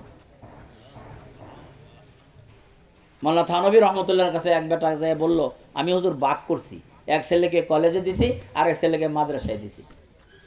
মাওলানা আশরাফ আলী থানভী রহমতুল্লাহ বলেন, ভাই এক ছেলের তো জান্নাতের ব্যাপারে মোটামুটি একটা ব্যবস্থা করে ফেলেছেন, কারণ মাদ্রাসায় পড়লে একটা ছেলে কম বেশি খারাপ হোক আর ভালো হোক, এই যে হুজুরদের অনেক বদনাম হয়তো শুনবেন, এরপরও হুজুররা ভালো, কারণ সে তওবা করার পদ্ধতি জানে। সে এমন এক কান্না দিবে আল্লাহ তাআলার কাছে, তার গুনাহ মাফ করায়, তার গোষ্ঠীর গুনাহ মাফ করায় ফেলবে। কিন্তু আমি তো পদ্ধতিই জানি না, আমি তো পদ্ধতিই জানি না। এই জন্য হুজুরকে মন্দ বলবেন না। দেখতেছেন বাহ্যিক মানুষ, তো রক্ত গোষ্ঠের মানুষ, কাজে সে উল্টাপাল্টা করতে পারে, সেও তো আমাদের, তার মধ্যে নফসানিয়ত আছে, তার প্রবৃত্তির চাহিদা আছে, সে উল্টাপাল্টা করতে পারে, এদেরকে খারাপ ভাববেন না। কিন্তু তার কাছে আরেকটা বিদ্যা আছে, কোরআনের বিদ্যা। আপনি দেখছেন আমাদের এই সমস্ত ছেলেপেলেগুলোর তেলাওয়াত শুনলে হইতে পারে, আল্লাহ মাফ করুক, আমি জানি না, আপনাদের গোষ্ঠী শুদ্ধা কেউ এই তেলাওয়াত করতে পারে না। কোনো ফ্যামিলি কোরআনে পাক পড়তে যায়, বহু ফ্যামিলি আছে এরকম। আপনাদের টাঙ্গাইল, মিয়া, ঢাকা ক্যাপিটাল সিটি, সেখানের অবস্থা এরকম। কাজে এটা তাদের জন্য সৌভাগ্য। এই জন্য ওস্তাদ বা হুজুর যারা আছে, মাওলানা সাহেব, তাদের প্রতি শ্রদ্ধা রাখবেন। এইটাও নাজাতের উসিলা হয়ে যাবে কিয়ামতের দিন। আপনি বলেন সারা দুনিয়াতে এরাই দিনের উপর 24 ঘন্টা অনবরত। আপনার আমার অবস্থাকে কিছু মনে করেন না। 60 বছর পরে দাড়ি টাড়ি রেখা হজ করে এখন তসবিহ লইয়া মসজিদে যাই, কিন্তু সূরা ফাতিহা শুদ্ধ না, সুবহান রাব্বিল আলাও শুদ্ধ না, আত্তাহিয়াতুর খবর হয় নাই, দোয়া কুনুত কুল হুয়াল্লাহ দিয়া সারেন অবস্থা, তাই না? আর এই যে একটা ডিম ফুটটা বাচ্চা বড় হয়েছে, 5 বছর বয়স, 7 বছরে কোরআনে হাফেজ, 5 বছরে সব টসটসা, ঠিক কিনা বলে? এদের পায়ের তলে ফেরেশতারা পাখা বিছাইয়া দেয়, এত মর্যাদা এদের। তো মোহতারম, এই ছেলেপেলেগুলোর দ্বারা আমাদেরও শিক্ষা নেওয়া উচিত, যে আমারও জরুরি এটা। আগে আমি বলছিলাম একটা কথা, যে আমরা যারা ছেলে মেয়েদেরকে শিক্ষা দিচ্ছি কিন্তু নিজেরা নিচ্ছি না, তার মানে রসগোল্লা পোলা পানরে খাওয়াইতেছি, ছেলেপেলেদেরকে খাওয়াইতেছি, আমরা খাচ্ছি না। আমরাও শেখার চেষ্টা করব কিনা? কিভাবে করবেন? আর জরুরত উম্মুল ইখতিরা, প্রয়োজনীয়তা আবিষ্কারের মাথা। আপনি যদি অনুভব করেন আমার শিখতে হবে, তাহলে অবশ্যই ব্যবস্থা হয়ে যাবে। ইমাম সাহেবকে ধরেন, আপনি মাগরিবে, প্রত্যেকটা ইমাম সাহেব একটা নৈশ মাদ্রাসার, রাতের মাদ্রাসার টিচার হইতে পারে। প্রত্যেকটা ইমাম সাহেব তার মসজিদে মাগরিব থেকে আসা পর্যন্ত 2টা ক্লাস করতে পারে। একটা ক্লাস কোরআনের বিশুদ্ধতার জন্য, শুদ্ধতার জন্য, আরেকটা ক্লাস ফরজে আইনের জন্য। এই জন্য নিজেদের এলাকার ইমাম সাহেবকে ধরেন, আপনাকে আরো 500-1000 টাকা বাড়াইয়া দিব, আপনি আমাদেরকে নিয়ে বসেন। এবং ইমাম সাহেব যারা এখানে আছে তাদেরকেও বলি, আপনি বসে যান। তারা নিজেরা যখন 6 মাস 9 মাস পড়বে, শিক্ষিত হবে, তখন তারা আপনাকে বেতনের ব্যবস্থা করে দেবে। এই জন্য আজকের এই অনুষ্ঠান থেকে আমরা এই অনুপ্রেরণা নিয়ে যাই যে আমরাও শেখার জন্য ব্যবস্থা করব। কারা কারা তৈরি আছে বলেন? ফরজ জরুরি শিখা। 5টি বিষয়ের জ্ঞান না থাকলে সে তো মুসলমানই হবে না। ইমানের ব্যাপারে জ্ঞান থাকতে হবে, সুন্নতের ব্যাপারে জ্ঞান থাকতে হবে, সমস্ত আমাল, ওযু থেকে বিয়ে শাদী পর্যন্ত যত কাজ আছে এটার জ্ঞান শিখতে হবে। মুআমালা, পরস্পরে লেনদেন, আদান প্রদানের ব্যাপারে জ্ঞান থাকতে হবে। আপনি মাসলা না জানেন না, বাজার থেকে যদি কিনেন তাহলে ভুল করে ফেলবেন। আপনি যদি বেচা কিনা বেচেন তাহলেও ভুল করে ফেলবেন। মুআশারাত, কার কি অধিকার আছে, কার কি অধিকার আমার সাথে সংশ্লিষ্ট, আমার ভাইয়ের অধিকার আছে, আমার প্রতিবেশীর অধিকার আছে, বাপ মার তো আছে, আমার সন্তানের অধিকার আছে। সন্তানের অধিকারের ব্যাপারে হযরত ওমর ফারুক রাদিয়াল্লাহু তাআলা আনহুর কাছে এক ব্যক্তি যে অভিযোগ করলো, কি অভিযোগ? আমার সন্তান আমার কথা শোনে না, নাফরমান। এটা আমাদের শতকরা 95 জনের অভিযোগ, ঠিক নাকি বলেন? যে আমার ছেলেপেলেরা আজকাল কথা, আজকাল কয় বিশেষ করে, যে আজকাল এই মোবাইলের যুগে অন্তত ছেলেপেলেরা কথা শোনে না। উনি ছেলেকে ডাকাইলেন, ডাকাইয়া বললেন, তুমি নাকি তোমার বাপের অবাধ্য সন্তান, কথা শোনো না। ছেলেটি বলল যে হ্যাঁ, তবে আমিরুল মুমিনিন, আপনার কাছে আমার একটা প্রশ্ন। বাপ মার অধিকার আমার উপর আছে, যেরকম আমরা পড়াই 14টা অধিকার আছে বাপ মার, সন্তানের উপর 14টা অধিকার আছে। আমার কোনো অধিকার পিতা মাতার উপরে আছে কিনা? আমার উপরে তাদের হক আছে, আমার হক বাপ মার উপরে আছে কিনা? ওমর রাদিয়াল্লাহু তাআলা বলেন যে হ্যাঁ আছে। অধিকারগুলো কি? তখন ওমর রাদিয়াল্লাহু তাআলা 1 নাম্বার, সুসন্তান জন্মানোর জন্য মা নির্বাচন করা, এটা সন্তানের হক। সন্তান চায় বা সন্তানের জন্য হওয়া চাই একজন আদর্শ মা। 2 নম্বরে তার একটা ভালো নাম রাখা। 3 নম্বরে তাকে কোরআনে পাক শিক্ষা দাও। MA BA ল সেগুলো জাগতিক শিক্ষার জন্য, যে আমি যদি তা না করে মূর্খ কিন্তু টেম্পুর ড্রাইভারি করি, তাও 1000-1500 টাকা পাওয়া যাবে রোজ। অথবা কম্পিউটার টিপা পাইলাম, একই মাসলা, আপনার ওইখানেও 1000 টাকা, এইটাও 1000 টাকা। কাজেই শিক্ষিত না হয়েও জীবিকা নির্বাহের ব্যবস্থা। আর শিক্ষিত হইলে সুবিধা, একটু সহজে আরামে এয়ার কন্ডিশনের ভিতরে থাইকা, AC রুমের ভিতরে থেকে আপনার জীবিকা এলো, আর সে মাঠে ময়দানে রুদ্রে পুরে এ জীবিকা অর্জন করলো। এতটুকু বেশ কম, বরং তার চাইতে, আপনার চাইতে তার 1000 গুণ শরীর ভালো, তার ডায়াবেটিস নাই, তার প্রেশার নাই, হ্যাঁ, কোনো কিছু নাই, আর আপনার সমস্ত রোগে বাসা বাঁধছে। কাজে জীবিকা নির্বাহের জন্য শিক্ষা না, এটা ভুল। আসল শিক্ষা হলো নিজেকে জানার জন্য এবং নিজের ভবিষ্যৎ জানার জন্য। কোন ভবিষ্যৎ? যে 30 বছর 40 বছর 50 বছর চাকরি করলাম, তারপরের 30 বছর বেঁচে থাকবো, সেইটার ভবিষ্যৎ না। কবর ভবিষ্যৎ, হাসরের ভবিষ্যৎ, পুলসেরাতের ভবিষ্যৎ। ওই যে আমি বললাম 1,20,000 বছর কবরে থাকতে হবে, আর পুলসেরাতে দাঁড়ায় থাকতে হবে 30,000 বছর। উঠতে 10, সোজা 10, নামতে 10। আর হাসরের ময়দানে দাঁড়ায় থাকতে হবে 50,000 বছর। আর এদিকে কবরে সর্বনিম্ন 1,20,000, 1,20,000 আর 80 কত হয়? 2 লক্ষ।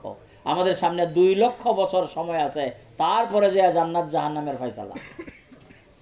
আপনি দুনিয়ার 30, 35, 60, 70, 80, 90 বছরের জন্য জানটা দিয়া কাটলেন, কুলুর বলদের মতো সকাল থেকে সন্ধ্যা পর্যন্ত গানি টানলেন, শুধু এই জীবনের কিছুটা সময় সুখে অতিক্রম করার জন্য।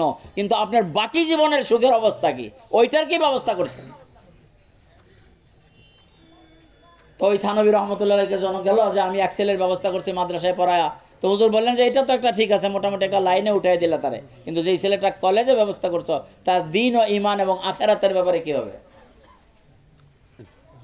তখন যে উনি দেখলেন যে আর তো জবাব নাই, ওইটাকে আইনা মাদ্রাসায় ভর্তি করে দিল। এই জন্য মাদ্রাসার শিক্ষা একটা পর্যায় পর্যন্ত জরুরি ফরজে আইন। ফরজ মানি যেটা ছেড়ে দেওয়া কোনো অবস্থাতেই বৈধ নয়। তো মোহতারাম বন্ধুরা, আমরা যে কাজটি করেছি আমাদের সন্তানদেরকে মাদ্রাসায় দিয়া, কেউ ভালো বলুক, ধন্যবাদ দে, খুশি হোক বা না হোক, তাতে আসা যায় না। বরং এটা সর্বোচ্চ ভালো, আল্লাহ রাসূলের নিকট ভালো কাজটা আমরা করেছি। এই জন্য সন্তোষ প্রকাশ করার দরকার। সবাই বলেন আলহামদুলিল্লাহ। আমাদের কিছু আত্মীয় স্বজন আছে, তারা ভৎসনা করে, কেউ তো খুশি হয় মাশাআল্লাহ, আর কেউ বলে কি ছেলেটাকে নষ্ট করছো। মামা আমেরিকা থাকে, বলে তুই খালি মেট্রিকটা পাস কর, হ্যাঁ 2-1 ইংরাজি বলতে পারো, তোরে আমি নিয়ে আসবো, হাজার হাজার লক্ষ টাকার চাকরি দেবো, আর আরামে থাকবি। আরামে কয়দিন থাকবো? কয়দিন থাকবে বলেন? তারপরে এক ব্যক্তি এক রেল স্টেশনে গেল, কিছু গ্যান্ডারি দিয়ে দিছে, মানে হুজুর কিছু হাদিয়া আর কি, যে গ্যান্ডারি আপনার দেশে হয় না, আমাদের দেশে কিছু নিয়ে যান। তিনি গেলেন গ্যান্ডারি মাপাইতে, রেলওয়ের ওই যেখানে মাল বুকিং দেয় ওইখানে গেলেন। তো ওইখানের যে ছিল মাপে যারা ঠিকঠাক করে দেয়, ওইখানে ওই টিকিট চেকারও ছিল। তো হুজুর কেন আসছেন? বলে আমার কিছু গ্যান্ডারি আছে, এটা মাপতে হবে, কারণ একটা ট্যাক্স দিয়ে যেতে হবে সরকারকে। সরকারি সম্পদে কোনো সময় ফাঁকি দিতে হয় না, কারণ সরকারি সম্পদ সরকারের না, সারা জনগণের। আপনাদের টাঙ্গাইলের গেস্ট হাউসের সম্পত্তি, এটা কিন্তু ডাকারও। কাজে এখানে যদি উল্টাপাল্টা ব্যবহার করেন, ওই ডাকাওয়ালাদের সকলের হক নষ্ট হইল। এই জন্য সরকারি সম্পত্তি ব্যবহার করতে খুব সাবধানে করতে হবে। এটা মাপও নিতে পারবেন না, সেই কুড়িগ্রাম, দিনাজপুর, তাদের কাছ থেকে মাপ আনতে হবে, পারবেন? এই জন্য অনেকে মনে করে সরকারি মাল দরিয়ামে ডাল। জি না, আপনি ব্যক্তিগত সম্পত্তি নষ্ট করেন, সেটার ব্যাপারে মাপ চাইতে পারবেন, কিন্তু সম্মিলিত সম্পত্তি কোনোদিন হাত দিয়েন না, এটা ক্ষতি হবে। এটা সকলের হক, জনগণের। তো বললো এটা মাপতে হবে। কয় না, আপনার জন্য কোনো মাসলা না, সমস্যা নেই। কেন? কয় আমি ওই গাড়িতে যাব। যখন আমি দেখবো যে গ্যান্ডারের বস্তা কার, গাঠি কার, তো বলবে যে হুজুর আপনাকে আমি চিনি। তাহলে আপনি ভাই তুমি কাহা তক যাওগে, তুমি কতদিন পর্যন্ত যাইবা? যে আমি তো অমুক স্টেশন পর্যন্ত যাইবো। তাহলে আমি তো আরো সামনে যাবো, ওইখানে যদি কেউ ধরে। তখন বললো যে ওইখান থেকে মেরে এক দোস্ত উঠেগা, আমার এক বন্ধু উঠবে, আমি তাকে বলে দিব যেটা আমার হজরতের গ্যান্ডারের বোঝা, তুমি কিছু বলো না। তো ও কাহা তক জায়গা? কয় ওই আপনার স্টেশনের পরেও যাবে। উনি বললেন যে না, আমি কবরে যাব, আমি হাসরে যাব, পুলসেরাত পার হইব। তখন যদি আল্লাহ তাআলা জিজ্ঞেস করে, মাওলানা আশরাফ আলী 4 আনার ট্যাক্সের জন্য তুমি সরকারকে ফাঁকি দিলা, তখন আমার উত্তর কে দিবে? বাস, আক্কল রে ইশারা, ব্যাক্কেল রে ধাক্কা। যদি বুঝেন দুনিয়ার সমস্ত কর্মকাণ্ড কিভাবে পরিচালনা করবেন, প্রত্যেকটা জিনিসের হিসাব হবে। ওয়াকাফা বিনা হাসিবিন, ওয়াকাফা বিনাফসিকা আলাইকা হাসিবা। আল্লাহ বলছেন আমার বলা লাগবে না, তুমি আমলনামা দেখলে। বালিল ইনসানু আলা নাফসিহি বাসীরা ওয়ালাউ আলকা মাযীরা। মানুষ নিজের হিসাব নিজেই নিতে পারবে। মা লিহাযাল কিতাব লা ইউগাদিরু সগীরাতান ওয়ালা কাবীরা। প্রত্যেকটা মানুষের জন্য। আপনি মনে করেন না তার আকল বুদ্ধি কম, অ্যাবনরমাল, বা তার চেহারা ভালো না, তার ঠ্যাং একটা বেঁকা, তার জন্য বোধহয় কোনো মাসলা না। সবার জন্য মাসলা। নারী পুরুষ নির্বিশেষে সকলের জন্য আল্লাহ তাআলার সামনে উপস্থিত হইতে হবে। ফাআম্মা মান খাফা মাকাম রাব্বিহি ওয়া নাহান নাফসা আনিল হাওয়া, যে আল্লাহ তাআলার সামনে দাঁড়ানোকে ভয় করেছে এবং নিজের প্রবৃত্তিকে দমন করেছে, ফাইনাল জান্নাতা হিয়াল মাওয়া, তার জন্য ঠিকানা জান্নাত। ওয়াম্মা, আর যে ব্যক্তি ওয়াম্মা আসারাল হায়াতাদ দুনিয়া, পার্থিব জীবনকে অগ্রাধিকার দিছে, যা এখানে খাইয়া লই পরেরটা পরে দেখা যাবে, সে আটকা পড়ে যাবে আল্লাহ তাআলার সামনে। কাজে আমাদের ছেলেপেলেগুলো মাদ্রাসায় দিছি, খুব উত্তম কাজ করেছি, সাথে সাথে আমাদেরকেও সংশোধন হইতে হবে। আর একটা কথা, এই মাদ্রাসা বাড়াবাড়ির উপরে, আসলে বাড়াবাড়ির উপরে মাদ্রাসা খুবই সংকীর্ণ অবস্থায় থাকতে হয়। যারা বাড়াবাড়িতে স্কুল করছেন, কোনো প্রতিষ্ঠান করছেন, বাড়াবাড়ি বাড়াটিয়া, আমাদের ঢাকা শহরে তো আরো মারাত্মক। আপনি রাত্রে 11টা বাজে গোসল করবেন, বাড়িওয়ালায় দৌড়ে আসবে, ওই কি ব্যাপার এত পানি ফেলানো হচ্ছে কেন? মেহমান আইছে, কোনো গাড়ি দেখলো যে মাইক্রো সামনে, তার মানে মাইক্রো মানে কমপক্ষে 15 জন, যে 15 জনে তো পানি 15 লিটার তো ব্যবহার করবেই খাওয়ার মধ্যেই, আর হাগামতার মধ্যে আরো 30 লিটার, তা আমার আবার পানি কুটে দেবে খরচ নেই। এই জন্য তারা এতটুক করে। বাইরের তারা সীমিত অনেক জায়গায় আছে, বইলা দেয় আপনার বাড়ির ফ্যামিলিতে কয়জন, যদি শোনে যে 5টা ছেলে মেয়ে, অসম্ভব, আরেকখানে ভাড়া খোঁজেন। তো বাড়াবাড়ির অবস্থা হলো এই জন্য এখানে থেকে মাদ্রাসা পরিচালনা এটা দুষ্কর। মাশাআল্লাহ, আপনাদের এখানে এই মাদ্রাসা নিশ্চয়ই এর একটা সুফল আপনারা লক্ষ্য করছেন। এই জন্য এখানে আপনাদের ছেলে মেয়েদেরকে দিচ্ছেন, তাদের 2টা শাখা, মাদ্রাসাতুল হুদা, একটা মহিলা আর একটা পুরুষ। এটাই হওয়া দরকার, কারণ সর্বস্তরের লোকদের মধ্যে জ্ঞান চর্চা প্রচার প্রসার হওয়া দরকার। সাথে সাথে আমি আরও 2টা আবদার করব, একটা নৈশ বার্ধক্যদের জন্য, বয়স্কদের জন্য, আর একটা বিকাল 3টা থেকে 4টা বা 4:30 বা 2:30 থেকে যখনই হয় 1 ঘন্টা বা 2 ঘন্টা বয়স্ক মহিলাদের জন্য। ওইটার জন্য আলাদা টিচারের প্রয়োজন নাই, এখানের যে ছেলেরা আছে তারাই পড়ায় দিতে পারে। একটু যদি খালি বুদ্ধি খাটায় ওস্তাদরা, তাহলে একজনে খালি তত্ত্বাবধান করবে হচ্ছে কিনা, আর বাচ্চারাই পড়ায় দিতে পারবে। এই জন্য আমি এই 2টা মাদ্রাসারও সাথে সাথে আবদার করব, 2টা তো আছে, আরও 2টা, একটা বয়স্কদের জন্য। আপনারা সহযোগিতা করবেন কিনা বলেন? তো বাড়ার বাড়ির কথা বলছিলাম, এখন নিজস্ব জায়গার হয়তো ব্যবস্থা হয়েছে, কিছুটা কমতি আছে, ঘাটতি আছে। আর তাছাড়া ওইখানে একটা মসজিদ যদি নিজস্ব না হয় মাদ্রাসার, তাহলে সেখানেও মুশকিল। আর মসজিদ যদি মাদ্রাসার জন্য নির্দিষ্ট হয়, নিজস্ব হয়, তাহলে সেখানে অনেক কার্যকলাপ সহজে আঞ্জাম দেওয়া সহজ। যেমন পরীক্ষার হল, মসজিদ তো আর সারাদিন ইবাদত থাকে না, সকাল 7টা থেকে ফজরের পর থেকে জোহর পর্যন্ত খালি, আজানের আগ পর্যন্ত, আবার জোহরের পরে আসর পর্যন্ত খালি, এই টাইমটা পড়ালেখা করা যায়। এখন যেগুলো মসজিদে মাদ্রাসা, কোনো অসুবিধা নাই। হুজুর সাল্লাল্লাহু আলাইহি সাল্লাম মসজিদে নববী, এটা হলো আদর্শ, সমস্ত মসজিদের আদর্শ ওলা মসজিদ কোনটা? মসজিদে নববী। ফিহা তুকামু আরবাতু উমুর, সেখানে 4টা কাজ প্রতিষ্ঠিত হইতো, অনুষ্ঠিত হইতো। একটা দাওয়া, সেখান থেকে দাওয়াতের প্রোগ্রাম হতো, যে কোন এলাকায় জামাত পাঠানো হবে, মারকাজ। দ্বিতীয়ত সেখানে তালিম, শিক্ষা, সেখানে হয়তো এবাদত ও জিকির, এবাদত নামাজ আর জিকির, নামাজের আগে পরে কিছুটা সময় আল্লাহ তাআলাকে বিশেষভাবে স্মরণ করা জিকিরের মাধ্যমে, এটা হইতো। অল খিদমা, সেখানে খেদমত হইতো। খেদমতটা কেমন ছিল? আসলে আমরা ওই ধর্ম থেকে আস্তে আস্তে সরে সরে ধর্মীয় প্রোগ্রামগুলো বলে গেছি। মসজিদ ভিত্তিক একটা খেদমত সংস্থা থাকা উচিত, সেখানে বয়স্ক লোকদের জন্য যুবকরা সেবা করবে। হযরত ওমর রাদিয়াল্লাহু তাআলা আনহু বলেন, আমি একদিন আবু বকরের দরবারে একটা লিস্ট দেখলাম, এই এলাকায় 7 জন 8 জন মানুষ আছে, তাদের সেবার প্রয়োজন, তাদের উপযুক্ত ছেলে পেয়ে বা বংশের কেউ নাই, তারা করবে, অত্র এলাকার যুবকরা স্বেচ্ছায় সেবা দিবে। আছে কিন্তু অনেক যুবকদের গুড়গুড় করে, কোনো কাজ নেই, মোবাইল এখানে সেখানে।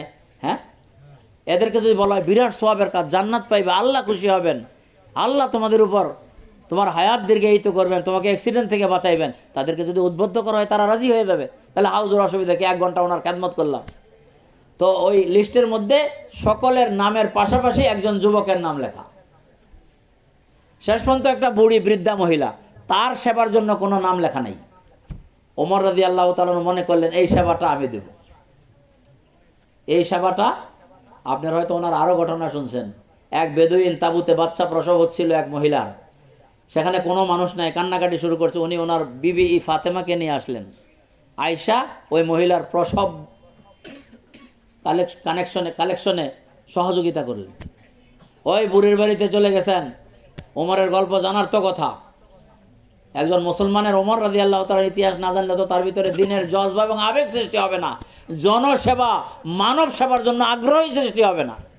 রাত্রে ছদ্মবেশে ঘুরতেন ওমর রাদিয়াল্লাহু তাআলা। একদিন এক বুড়ির বাড়িতে গেছেন, যেদিন বুড়ি দুধ দোয়াইতেছে, গাভীর দুধ অন্য দিন কি হয় 1 লিটার হয়, আজকে 1 ছটাক কম হয়েছে। তো মেয়েকে জিজ্ঞেস করলো কতটুকু হয়েছে, বলে 1 লিটার থেকে 1 ছটাক কম। তো বললে এটা পানি দিয়ে দাও, দুধ ঘন, বুঝতে পারবে না কেউ। বেটি বললো, ওই মেয়েটা বললো, মা ওমর ঘোষণা দিছে তার দেশে দুধে কেউ পানি মিলাইবে না। উনি বড় কঠোর ছিলেন। দোকানদারকে জিজ্ঞেস করছেন মাসলা জানো, বেচা কিনার মাসলা, কয় না, উঠো, আমার বাজারে মাসলা না জেনে কেউ দোকানদারি করতে পারবে না। দায়িত্ব নিয়েছেন, ফোরাত প্রান্তরে একটা কুকুর না খাইয়া মরলে আমি ওমরকে জবাবদিহি করতে হবে, যেহেতু আমি প্রশাসক। আর আমাদের দেশের শাসকরা কি করছে সকলের ইতিহাস জানা, বা কি করে থাকে সবাই কম বেশি জানেন। তো ওমর রাদিয়াল্লাহু তাআলা আনহু ওই বুড়ি ওইখানে ঘুরতে ঘুরতে উনি ওই ঘরের কাছে বুড়ির কথা, বুড়ির নাতনির কথা শুনতেছেন। তো বুড়ি বলল, মা ওমর কি দেখবে নাকি? বলে, মা ওমর দেখবে না, কিন্তু ওমরের খোদা তো দেখবে। এই কথা বলার পর ওমর সেখান থেকে চলে আসলেন। ওই বাড়িতে একটা দাগ দিয়া, চিহ্ন দিয়া সকালবেলা পাঠাইলেন যে মেয়েকে এবং মেয়ের মাকে নিয়ে আসো। আনার পরে মেয়ে সাবালিকা ছিল, তার ছেলে আসেম, তার কাছে বিয়ে দিয়ে দিলেন। তার গর্তে জন্ম হয়েছে উম্মে আসেম, এক মেয়ে। উমরের ছেলে আসেম রাদিয়াল্লাহু রহমতুল্লাহ আলাই, তার গর্তে সন্তান জন্ম হয়েছে, সেটার নাম ছিল উম্মে আসেম। ওই যে উম্মে হানি, উম্মে অমুক নাম রাখেন আমাদের উম্মে হাবিবা। তো উম্মে আসেমকে বিয়ে হয়েছে আজিজের সাথে, তার গর্তে জন্ম হলো ওমর ইবনে আব্দুল আজিজ। নসল দেখছেন? এই জন্য ওই যে বেটা বলতেছিল, ওই ঘটনা থেকে আমি আরেক দিক চলে গেছি, যে ওমর রাদিয়াল্লাহু তাআলা জিজ্ঞেস করলো যে তোমার হক আদায় করো নাই, তখন উনি বললেন যে আমার নাম রাখছে কুবরে পোকা, সাম্মানি জোলান। আমরা আজকাল আনকমন নাম খুঁজতে যাইয়া এমন নাম রাখি যেটা মারাত্মক অর্থ। তবে কেন রাখছেন? ওই এটা আমাদের এলাকায় আর কারো নাম নাই, আত্মীয় স্বজনের মধ্যে কারো নাই, এটা খুঁজতে যাইবেন না। সবচেয়ে ভালো নাম আব্দুল্লাহ, আব্দুর রহমান, তারপরে নবীদের নাম ইব্রাহিম, ইসমাইল, মোহাম্মদ। মোহাম্মদও কিন্তু ভিন্ন একটা নাম, কিন্তু বাঙালির পাইকারি মোহাম্মদ। সেটারও কারণ আছে, আর কারণ অনেক বলার দরকার নাই কেন মোহাম্মদ হইল সব। যাই হোক, পরবর্তী কথা, আমাকে কোরআন শরীফের একটা অক্ষরও শিক্ষা দেয় নাই। আমার মা হলো অগ্নি পূজকের দাসী। তখন ওমর ফিরে এই দিক তাকায় বলল যে তুমিই তো তোমার ছেলের হক নষ্ট করেছ। মোহতারাম বন্ধুরা, আমরা অনেকের সন্তানের হক নষ্ট করি, সন্তানের কাছ থেকে 100% অধিকার চাই, কিন্তু তাদের অধিকার কত পার্সেন্ট দিয়েছে সেটাও শিক্ষার বিষয়। আর সন্তানকে হক একমাত্র আদায় করা হবে যাই কিছু হয়েছে না হয়েছে যদি মাদ্রাসায় পড়ান। কারণ মাদ্রাসায় হলে মাদ্রাসার মোহতামিম সাহেব তার নাম পরিবর্তন করে দেয়। আমরা বহু ছেলে মেয়ের নাম পরিবর্তন করে দেই যে তোমার এই নাম সহি না, একটা শুদ্ধ নাম রাখো। বিশেষ করে যাদের জন্ম নিবন্ধন হয় নাই, হ্যাঁ আইডি কার্ড হয় নাই, তাদের নাম এখনো পরিবর্তন করার সুযোগ আছে। এই জন্য ভালো নাম রাখা। সন্তান জন্মানোর পরে যাবেন ইমাম সাহেবের কাছে, ইমাম সাহেবের দ্বারা তাহানিক করাইতে পারেন। তাহানিক মানে ইমাম সাহেব কোনো একটা মিষ্টি বা খেজুর মুখে লাগাইয়া ওই লালাটা ওই বাচ্চার মুখে দিবে, এটাকে তাহানিক বলে আরবিতে। দ্বিতীয় বাচ্চা হওয়ার পরে তার ভালো একটা নাম রাখবেন। 7 দিনের দিনে সম্ভব হলে আকিকা করবেন। এমনকি বাচ্চা মরে গেলেও তার নামে আকিকা করবেন। আকিকা করলে সাধারণত বাচ্চা ফরমাবরদার, অনুগত হয়, বাচ্চা অনুগত হয়, আনুগত্যশীল হয়। তারপরে তার যখন উপযুক্ত হবে, তার শিক্ষা কোরআন শিক্ষা দিবেন, তারপরে তাকে উপযুক্ত বয়স হলে বিয়ে দিবেন। এটা আপনার দায়িত্ব। কোরআন ও হাদিসের অবশ্য আয়াত দ্বারা এবং হাদিস দ্বারা এটা বোঝা যায়। কাজেই সন্তানকে আপনারা যখন মাদ্রাসায় দিচ্ছেন, অন্য কাজে যদি ত্রুটি করেও থাকেন আলহামদুলিল্লাহ এটার দ্বারা শোধরায়া যাবে। তো যাই হোক, বলতেছিলাম আরেকটি কথা, যে মাদ্রাসা বাড়াবাড়িতে মুশকিল, এই জন্য নিজস্ব ভবনে দরকার। আপনারা কি চান না যে এই মাদ্রাসাতুল হুদা একটা নিজস্ব ভবনে হোক? কারা কারা চান? আর মসজিদের ব্যাপারে বললাম আমি, যে মসজিদ যদি মাদ্রাসার আন্ডারে না থাকে সব কাজ করা যায় না। সেখানে তো চলে গেছিলাম আবার আরেকখানে, ওই যে খেদমত। পরে ওমর রাদিয়াল্লাহু তাআলা আনহু ওই বুড়ির বাড়িতে গেলেন খেদমত করার জন্য। ফজরের পরে যাইয়া দেখেন বুড়ির খেদমত হয়ে গেছে। ওই মসজিদের মধ্যে যে খেদমত কমিটি হবে, তারা সেবা দিবে জনগণ, এলাকার এই মুসল্লিদের মধ্যে যারা বয়স্ক আছে, অসহায় আছে। দ্বিতীয়ত কি করলেন, যখন পরের দিন গেলেন রাত্র থাকতে আজানের পরে, যাই দেখেন আজকেও খেদমত হয়ে গেছে, বুড়ি সালাম দিয়েছেন, বলে আমার সেবা হয়ে গেছে। পরের দিন সন্ধ্যার সময় যাইয়া বসে রয়েছে যে কে এত রাত্রে আইসা বুড়ির সেবা দেওয়া যায়, এটা আমি দেখব। রাত যখন গভীর হলো, আস্তে আস্তে বড় মিয়া বোঝেন না, আবু বকর নিজে রাদিয়াল্লাহু তাআলা আনহু, উনি আস্তে আস্তে আইসা বুড়িকে সালাম দিলেন। বুড়ি সরে শুইল, তার বিছনাপত্র নিয়ে দুয়ে টেয়া পানি এনে সব ঠিকঠাক করে বেরিয়ে যাচ্ছেন। ওমর খপ করে হাতে ধরছেন, তখন তো বাতি ছিল না, অন্ধকার, চাইয়া দেখে যে আবু বকর। এই জন্য সেবা কাজে মসজিদের ভিতরে আবার মনে করতে পারেন লেখাপড়া, এইটা তালিম ইত্যাদি। অনেকে চরমনের জিকির হইলে তাদেরকে উড়াইয়া দেয়, অনেকে আবার তাবলিকের বয়ান হইলে তাদেরকে ভালো করে না, আবার তাবলিক তো এখনো গ্রুপ আছে, আবার ঝামেলা। এইগুলো মসজিদে ধর্মীয় সকল কর্ম ফয়সালা, মসজিদে রাজ দরবার বসতো, বিচার বসতো, বাকি বিচারের ফয়সালা মসজিদের বাইরে, ফয়সালা মসজিদের ভিতরে হইতো, কিন্তু বিচার ব্যবস্থাপনাটা বাস্তবায়িত হইতো মসজিদের বাইরে। মোহতরম, মসজিদ একজন মুসলমানের জন্য অনেক কিছু। কাজে এখানে মসজিদের জন্য জায়গা কিনা, মসজিদ বানানোর ব্যাপারে এই সমস্ত ওস্তাদরা বা এই শিক্ষকরা চাচ্ছে, মাদ্রাসা কর্তৃপক্ষ চাইতেছে। এই ব্যাপারে আমাদের পক্ষে কিছু সহযোগিতা সম্ভব? কারা কারা রাজি আছে যে ইনশাআল্লাহ এই ব্যাপারে অল্প না সর্বাত্মক চেষ্টা করে যাব? রাজি আছি তো ইনশাআল্লাহ? এই ব্যাপারে আরো পরে কথা বলবে আমাদের হযরত তো আমাদেরকে আলহামদুলিল্লাহ অত্যন্ত গুরুত্বপূর্ণ ওমালাইনা ইল্লাল বালাগ ওয়া আখিরু দাওয়ানা আলহামদুলিল্লাহ। মাদ্রাসার পক্ষ থেকে ছোট্ট একটা ইয়ে করা হয়েছে আর কি। আপনারা যেহেতু আলহামদুলিল্লাহ আসছেন, আজকের উপস্থিতি এবং আজকের আপনাদের মানে নিবন্ধনটা হয়ে যাবে আর কি। তাহলে আমরা আপনাদের এখানে কাগজ পৌঁছে দিবে, আপনারা একটু মেহরবানি করে আপনার নাম এবং মোবাইল নম্বর দিয়ে যাবেন।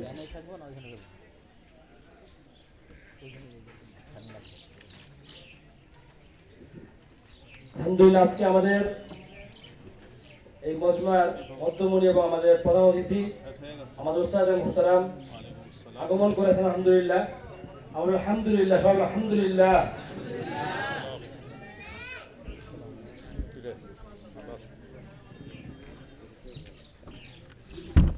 তো আজকের মজমা আলহামদুলিল্লাহ শেষের দিকেই আপনারা সকাল থেকে অত্যন্ত ধৈর্য সহকারে আমাদের এই মজমাকে সাফল্যমণ্ডিত করেছেন। আজকের মজমার সর্বশেষ আমাদের যার অপেক্ষা চলছিল আলহামদুলিল্লাহ তিনি আমাদের সাথে উপস্থিত হয়ে গেছেন।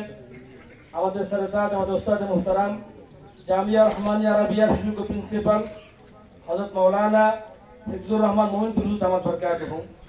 আমরা হযরতের কাছ থেকে অত্যন্ত গুরুত্বপূর্ণ নসিহত শুনব এবং ধৈর্যের সাথে ইনশাআল্লাহ এই সময় নিবেন, অল্প সময় শেষ হয়ে যাবে ইনশাআল্লাহ। এই শেষ পর্ব চলতেছে, তা আমরা আমাদের শেষ দোয়া করে ইনশাআল্লাহ চলে যাব ইনশাআল্লাহ। আমরা ইনশাআল্লাহ এখনই কিছুক্ষণের মধ্যে হযরতের আলোচনা শুনবো ইনশাআল্লাহ। ওখানে একটা মসজিদে হবে পাগড়ি, আর আপনি একটা নসিহত পেশ করে পরে ওই প্রোগ্রামটা দোয়া করলেই।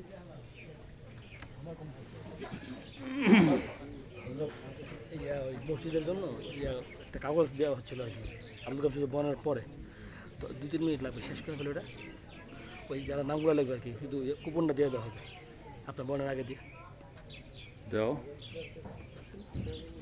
যেহেতু সময় কম, সময়ের স্বল্পতার কারণে আমাদের আসলে প্রোগ্রাম গুছিয়ে আনতে হবে। আমাদের আগের হয়তো আমাদের আলোচনা হয়তো দীর্ঘ হয়ে গেছে, যদিও আমাদের খুব ভালো লাগছিল, সময় থাকলে আমরা শুনতাম। তো ওই যে তাহলে আমরা আপনাদের কাগজটা নিয়ে আসতেছে, আপনারা মেহরবানি করে আমাদের মাদ্রাসাতুল হুদার যে মসজিদ, যেটা আমাদের পরিকল্পনা ইনশাআল্লাহ চিরেই আমরা একটা রূপ দেখব। তো এখানে আমরা প্রত্যেকে অংশগ্রহণ করার চেষ্টা করি। নগদ কিছু দিতে হবে, এখন জরুরি না, যাদের নগদ দেওয়ার ইচ্ছা তা নগদ দিতে পারবেন। এটা শুধুমাত্র অনেকে দিনের আবেগ আকাঙ্ক্ষা ছিল যে আমরা কিভাবে অংশগ্রহণ করব। অংশগ্রহণ করাটা সহজ করার জন্য আমরা কুপন দিয়ে দিচ্ছি আপনাদের কাছে। তো এখানে কয়েকটা ঘর আছে, আপনার নাম, আপনার ঠিকানা, মোবাইল নম্বর এবং আপনার সম্ভাব্য যে এটা দেখলে এটা দিতে হবে, এখন জরুরি না। আল্লাহ তাআলা আমাকে তৌফিক দেয়, আমি হয়তো বাড়ায় দিব, কমায় দিব। আমাদের তালিব ইলমরা আপনাদের কাছে আসতেছে, আমরা সবাই চেষ্টা করি আমাদের একটা করে কুপন সংগ্রহ করি। কুপনের জন্য কোনো আলাদা কোনো ফি দিতে হবে না, এটা এমনি দেওয়া হচ্ছে। এটা শুধু পূরণ করে পূরণ করে দিলে, আশেপাশে যা কলম হয়তো দিবে, কলম আছে, তো পূরণ করে দিলে এটা আমাদের এখানে জমা হয়ে যাবে। আর আমরা এখানে যারা আছি তারা হযরত যেহেতু আমাদের এখানে উপস্থিত হয়ে গেছেন, মজলিসের পরিবন্ধে কোনো কাজ করব না, ভিডিও বা ছবি এগুলো আমাদের হজরতরা এগুলো অপছন্দ করেন। এই জন্য এই সমস্ত কাজ আমরা করব না, যাতে করে হজরতরা যেগুলো অপছন্দ করেন। আর তাহলে বললেন ভাইরা একটু তাড়াতাড়ি করে পৌঁছিয়ে দিই, যাতে করে মানে দ্রুত। অপছন্দ করে হ্যাঁ হ্যাঁ, এগুলো তো নাচে অনেক খরচের জন্য। আর সেগুলো তো এই তাবিল চলে নাকি? জি জি, অনেক। হ্যাঁ ঠিক আছে, হয়ে গেছে। একটু দ্রুত করে আপনার পৌঁছে দিই তাহলে বললেন ভাইরা। আমরা ইনশাল্লাহ এটা এখন মজমার ইয়ে নষ্ট না করে এটা আমরা যাওয়ার আগে জমা দিয়ে গেলে হবে আর কি। আমাদের এখানে তাহলে বেলা থাকবে, এখনই ফোন করে জরুরি না, যার যার ফোনটা রেখে দেন, যাওয়ার সময় জমা দেওয়া যাবেন ইনশাল্লাহ। আর তাহলে বললেন ভাই দ্রুত দিয়ে আপনারা মজলিসের ইয়া থেকে বের হয়ে যাবেন ইনশাল্লাহ। ঠিক আছে, জাযাকুমুল্লাহ।